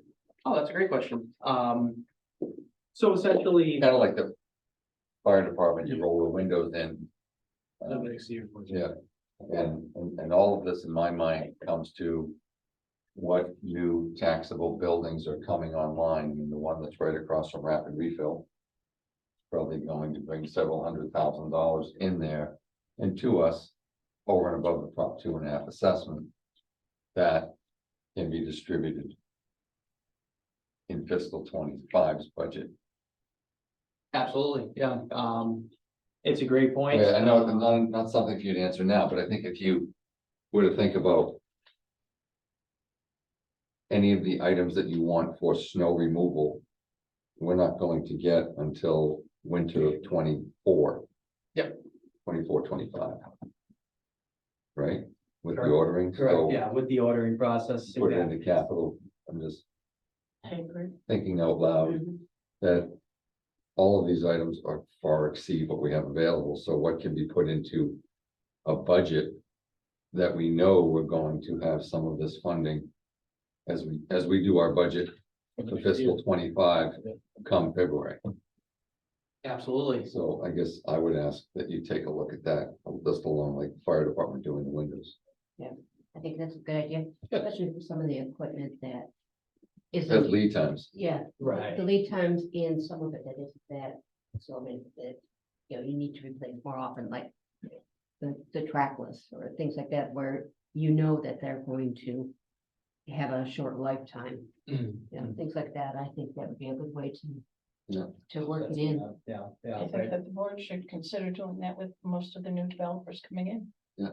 We should have been doing it years ago and getting whatever we can. They're coming in, they're making money.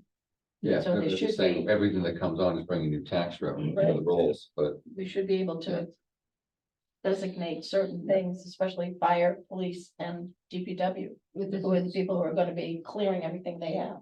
So This is a thing that we have just recently brought to with the new chiefs and with Jesse, that we need to bring to the front, that when you're going to zoning and planning and any of these, that we need to. cruises are repetitive nature. They're always asking for two, and in that year that they asked for the third, you put the third on capital and keep all those items in your budget.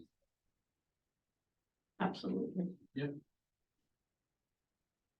I mean, all the other communities do it, if you read about it. You know, I know Marlboro has done it in the past. They've been very successful with their developments. Yes. And I know we're undertaking the water, trash and sewer. And part of that's going to be the determination of where we're at with the capital charges. So whether that needs a tweak.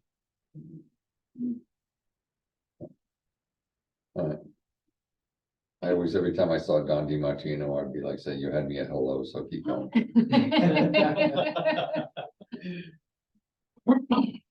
Right, Just is like, okay. I apologize, I know there's a lot of them, I was thinking the same thing as the others we're going through, I'm like, oh, they're gonna hate me tonight. So next up, I have sewer, so fortunately another freshman. This is for replacements of an existing sewer station, Old Bridge Sewer. This is a station that we've had chronic issues with. In the grand scheme of things, it is one of our smaller stations. However, the style station that it is, not only is it been problematic, but it's also difficult to repair. There's a lot of moving parts. Great idea behind it, as far as everything's located above ground, pulls the water up, and then it pumps it out. However, now you're dealing with a vacuum, probes, and a discharge, so a lot of moving parts, so it's very problematic. We do have an issue to get a crew in that's qualified to work on this station. It's also proprietary, so getting parts for these stations are very difficult. We did receive funding for design and engineering on this station, previously at town meeting. So we're looking to move forward with the next steps and moving forward with construction. So this is really phase 2 of 2. So essentially, we are looking to open bids on November 1st ahead of town meeting. And the anticipated amount on this is just under $340,000. And built into this, there is a 15% contingency. Obviously with construction, there's a very large chance for items to arise that maybe weren't initially planned. But also, this covers the cost of oversight services through construction. So that's where we have the 15%, but also the 20% added to it as well. So this covers oversight of the project construction itself. So.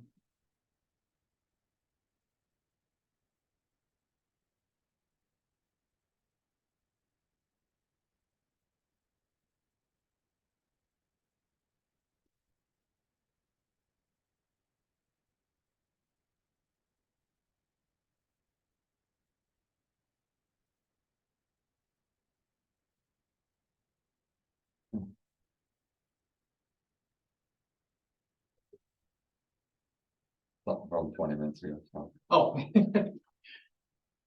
Takes me a while. thank you. Thank- Not about you, it's about something else. Okay. I see you're spending too much money. I did, you know, Don taught me well. Blame it on them. Any questions on this site, Old Bridge sewer replacement? No. In case I didn't make it clear, we're getting away from the style station that currently exists. We're going from that suction lift, they classify it as, to a submersible. So the difference is, instead of pulling the liquid up and pumping it out, the unit actually sits inside of the liquids and simply pumps it out. So less moving parts, easier to work on, easier to get replacement parts, and kind of take care of it from there. So overall, it's a more sustainable style station. We've actually changed our sewer spec on new stations going in to reflect this as well.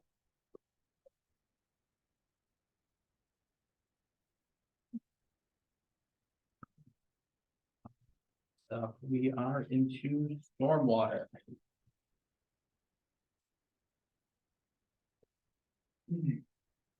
And this is a request to essentially offset the cost associated with developing a stormwater asset management plan. So with this, we anticipate grant funding that'll cover the bulk of the charge that's associated with this. However, they are looking to have in-kind services covered, as well as a portion of that funding match.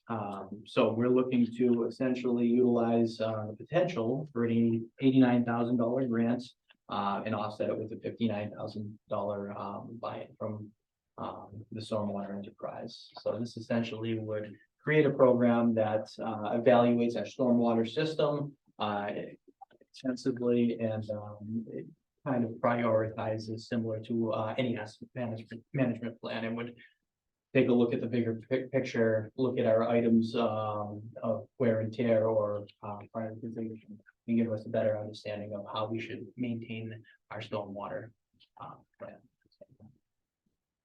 This is anticipated for revealing the grants. The grants allocation, I believe this is in December. It is included. Grant award, oh, I'm sorry, January 24. So this would actually come out after the town meeting as far as the grant award. However, we've been told by our consultants that the likelihood of that happening, it can't be guaranteed, but it's a very strong possibility that near every community that had applied for this, they've seen a trend where it's been funded. So that's the other about that.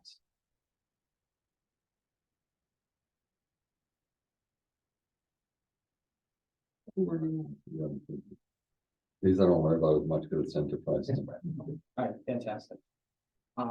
Next up, we have tree warden. This is going to be very similar to what we've seen historically. It's essentially is going to be continued dead tree removal. So in conversations with our tree warden, there's still a number of sites we have listed out just for reference: Northfields, Pilgrim Village, Arkin Street, the Rentham Road treatment plants. So a number of dead trees areas that have been concerning. We're hoping to continue with the process, remove the trees when possible. So we're looking for a blanket amount on that. Again, similar to what we've seen in the past of 50,000.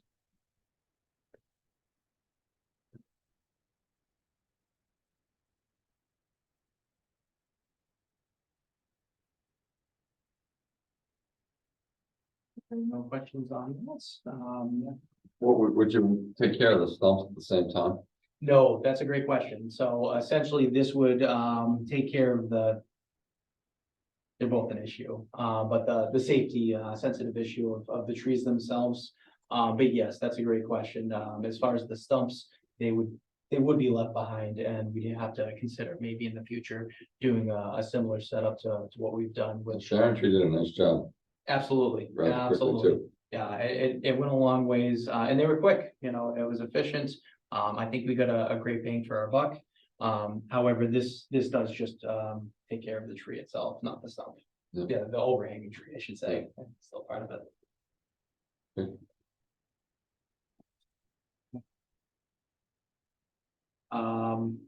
Next up, we are into water.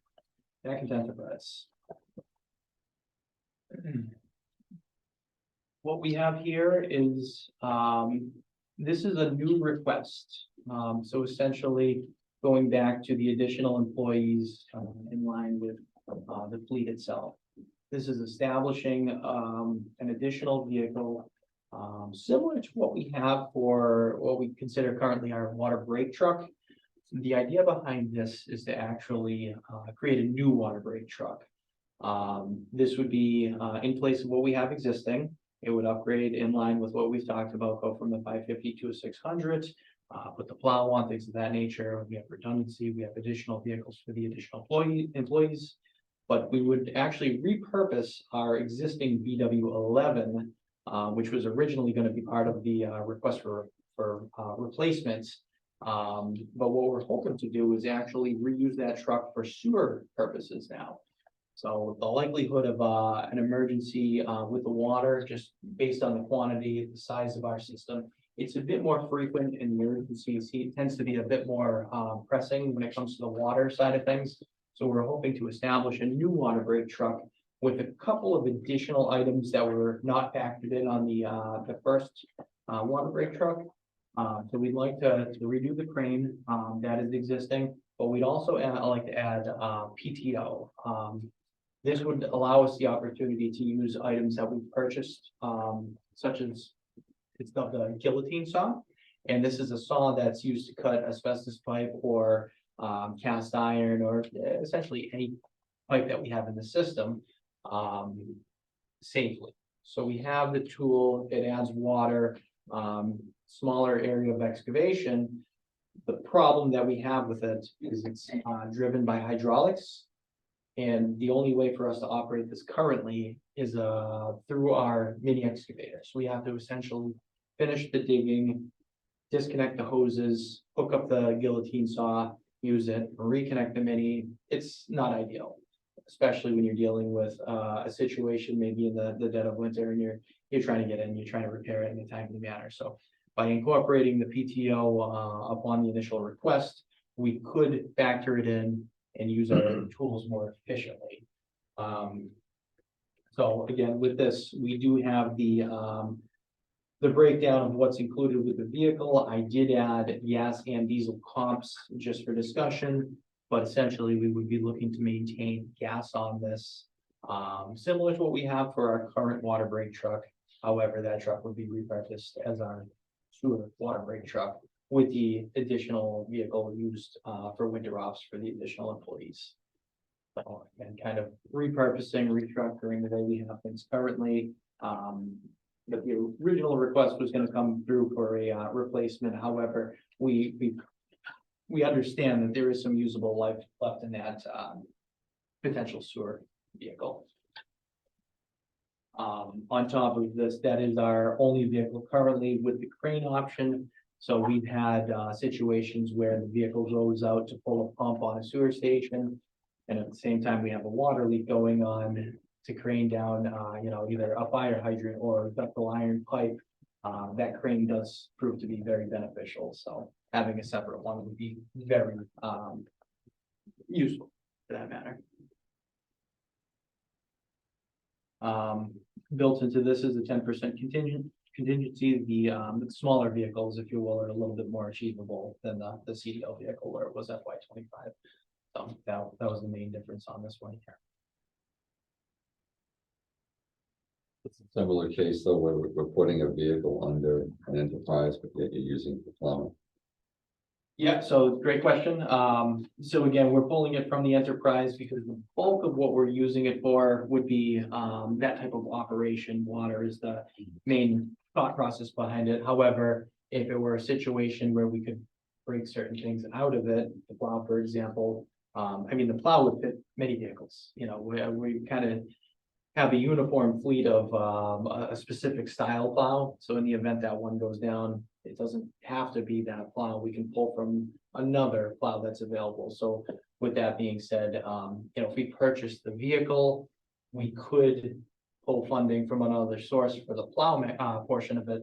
However, as far as the request, the initial thought was we didn't want to go forward with a very capable truck and skimp out on something like a plow. But if it makes more sense to pull from a different funding source, absolutely.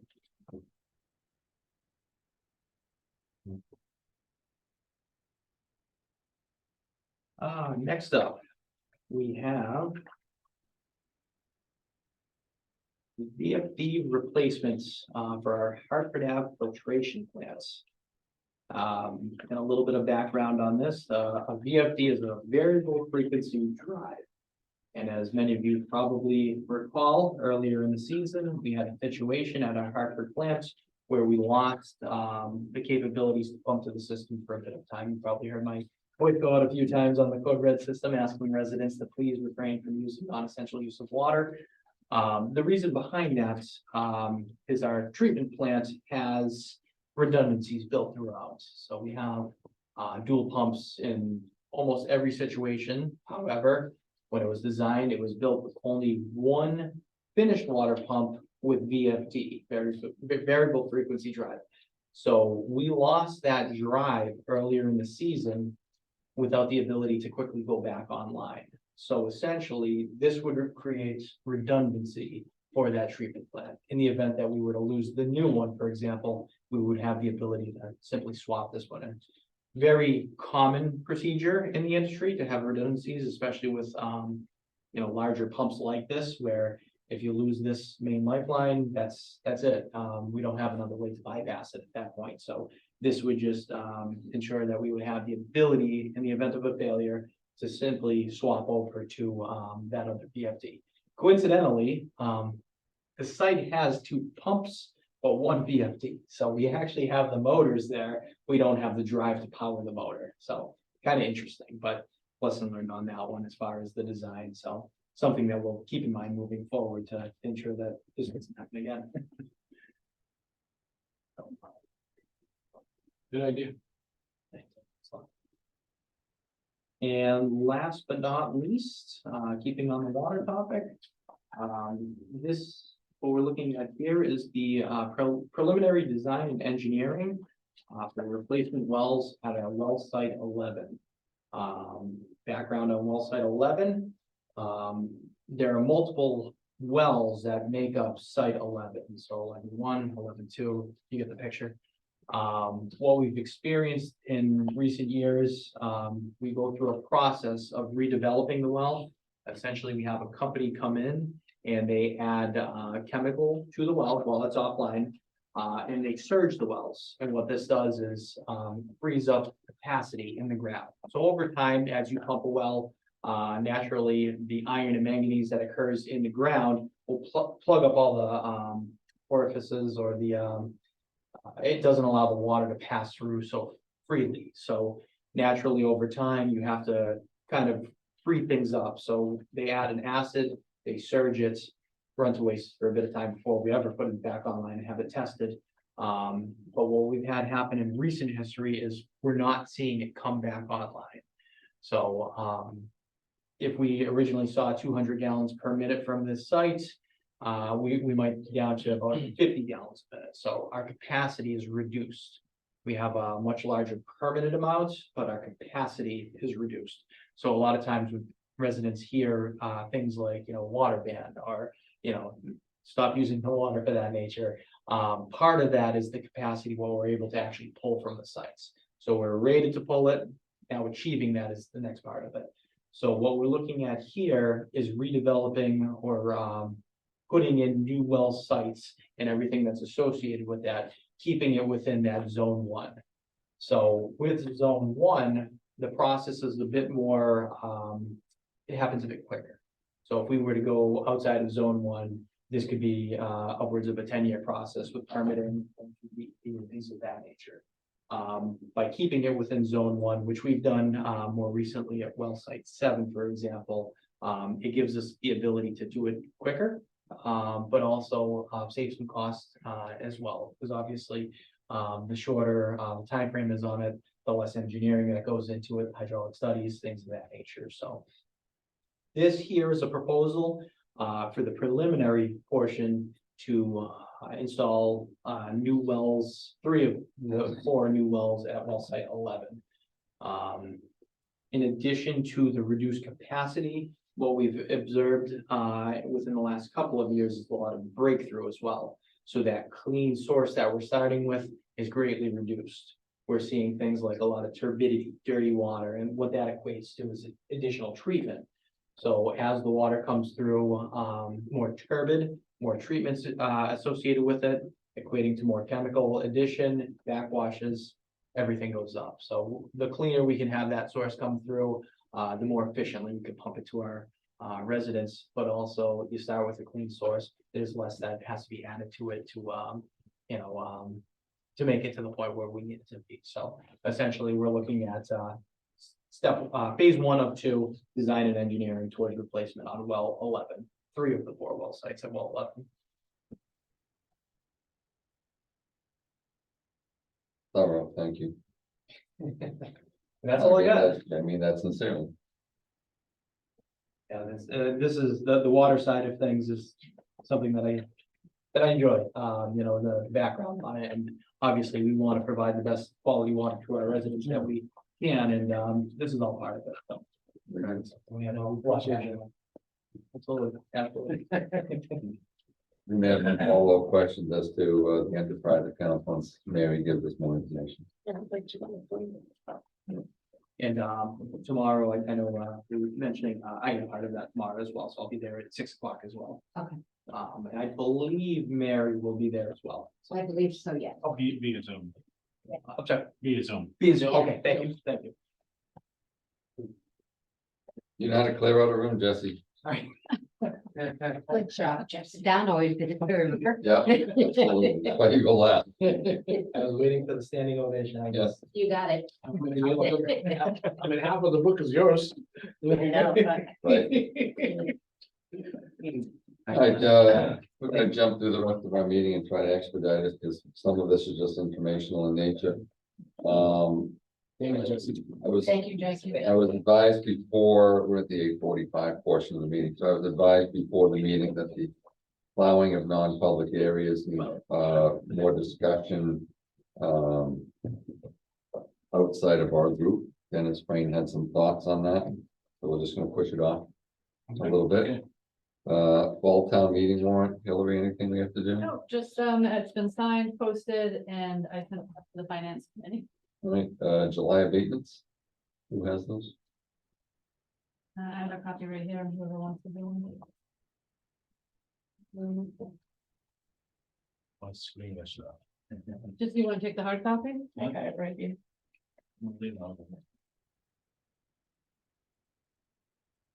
Usually with the new, we do it all. Yeah, listen, I like my hard copies, so here we go. So.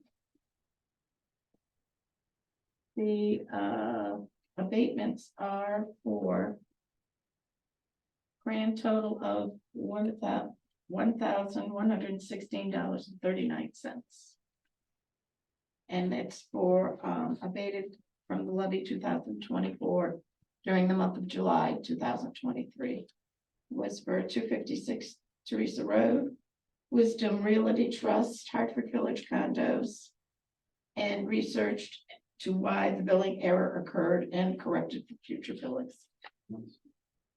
So first, we have a second. Second. Thank you, for Hillary. They both work together. Any further discussion? Hearing being none, all those in favor say aye. Aye. Opposed, none. September 18 minutes. Entertain a motion to approve. So move. Second. Just been seconded over here. And all those in favor? Aye. Opposed, none. So just some thoughts on old business, just to get an update.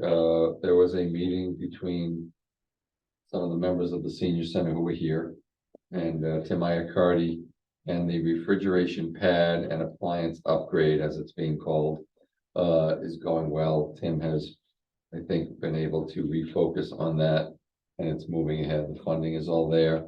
There was a heavy-duty electric line that was coming in right where there was going to be the pad.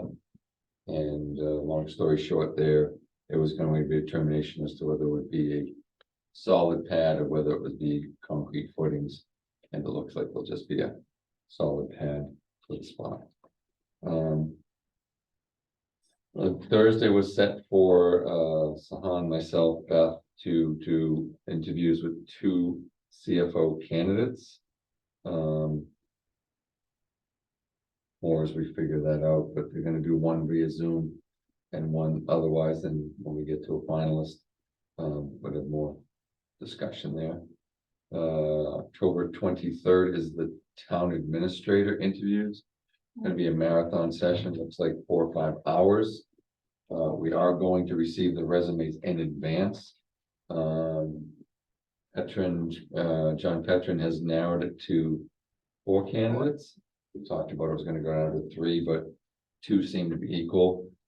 He had broken the list down to 7, 2 withdrew, and 1 John has passed on for logistical reasons. All 4 candidates are sitting town administrators. All right. An update for capital, is there anything that, I mean, your meetings, We have Jesse tomorrow night. okay. Well, you get to do this again, Yes. good for you. I remember Kelly used to have this, do that all the time. Yeah.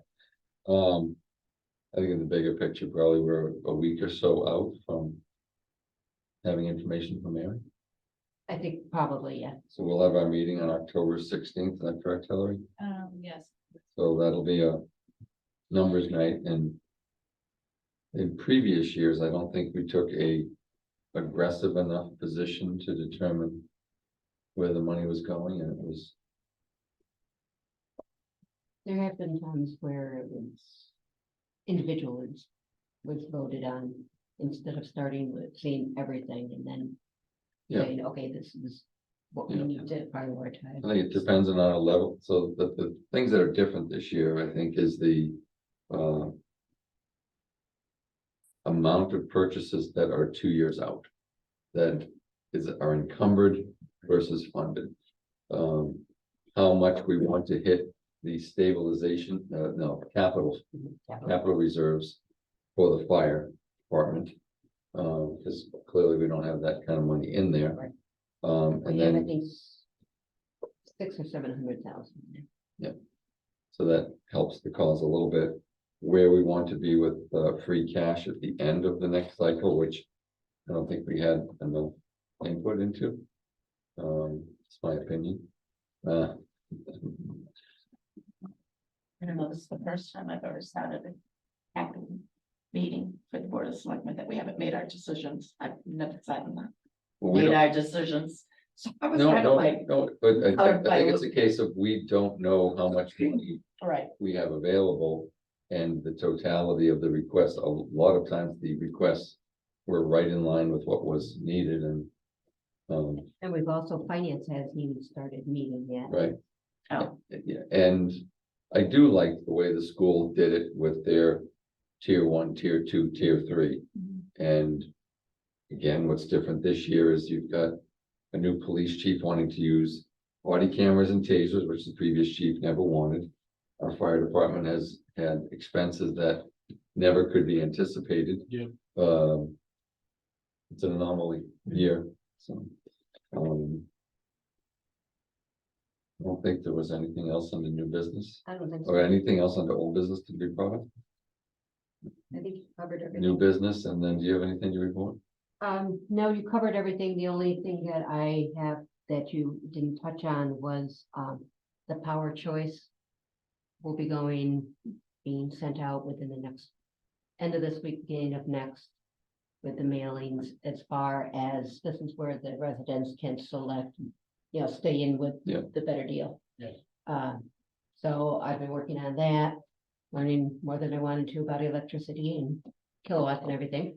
And it'll Has be National going, Grid released their winter rate yet? not yet, but we figured that we're going to time it about the same. That's why it's going to be the end of the week, beginning of. We already have a set rate, right? Right now? Is it time to do, yeah. Yeah, Yeah. I remember Dennis told, what was it, like is it Well, right now, we're setting in at 13 13? cents. Okay, Yeah. and for 2 years or 1 year? This one is, it's not 1 year, I believe it's two. Okay. And I have the information for you so that you'll have it when people start calling. Yeah, I just haven't given it the out. key is to know what like National Grid and Eversource's rates are, because Yeah. that's what they'll play with. Exactly, and that's why we're holding off, because they haven't set that yet. Okay. But that information will be going out. You can opt for one that's a non-fossil fuel. And it's like 16 cents. You pay more for the fact of it being not the, Green. am I saying that right? That is the non-fossil. Yeah, green. So the option is there for anyone who wants to ask and wants to participate. It's more, but it is green. So that information is included. I do have actually one question. I don't know if it's appropriate or not, for Dennis to either sit on via Zoom on the interviews, or if he could be here. I've already asked him and he Okay. prefers. Okay. Sometimes it's just sometimes better, and especially with his being the town administrator, it wouldn't be appropriate for him to sit in on a town administrator. I think he has a wealth of knowledge. I agree with you. Yeah. I agree too, Okay. totally. That's why. That's why I wasn't sure if it's an appropriate question or not. That's why I've been talking with him Okay. and picking his brain and all that fun stuff about questions to ask and everything, so. I just say it's very busy in the town. Very busy. Anything else from you? So I'll get information from you and John Petron about like the meeting itself. Again, how do I post it, like the agenda, timing, all that stuff. Parents, yeah. Yeah. Thursday. So that's one thing we didn't need to talk about. So, John Petron indicated that it's about 50-50 of boards who make a decision that night versus deferring to another night. And that next night is usually the next night or the night after. So I think we need to look at setting our calendar for the 24th as a scheduled meeting for a singular discussion of who to make an offer to. In the event that we choose. My opinion is someone may stand out head and shoulders of the others. We all kind of, look at each other and give a nod that we've looked at the resumes in advance. And I mean, I think I would go into it looking and stack ranking based on background. But you still need to hear what they have to say, give them their scenarios, and then reorder.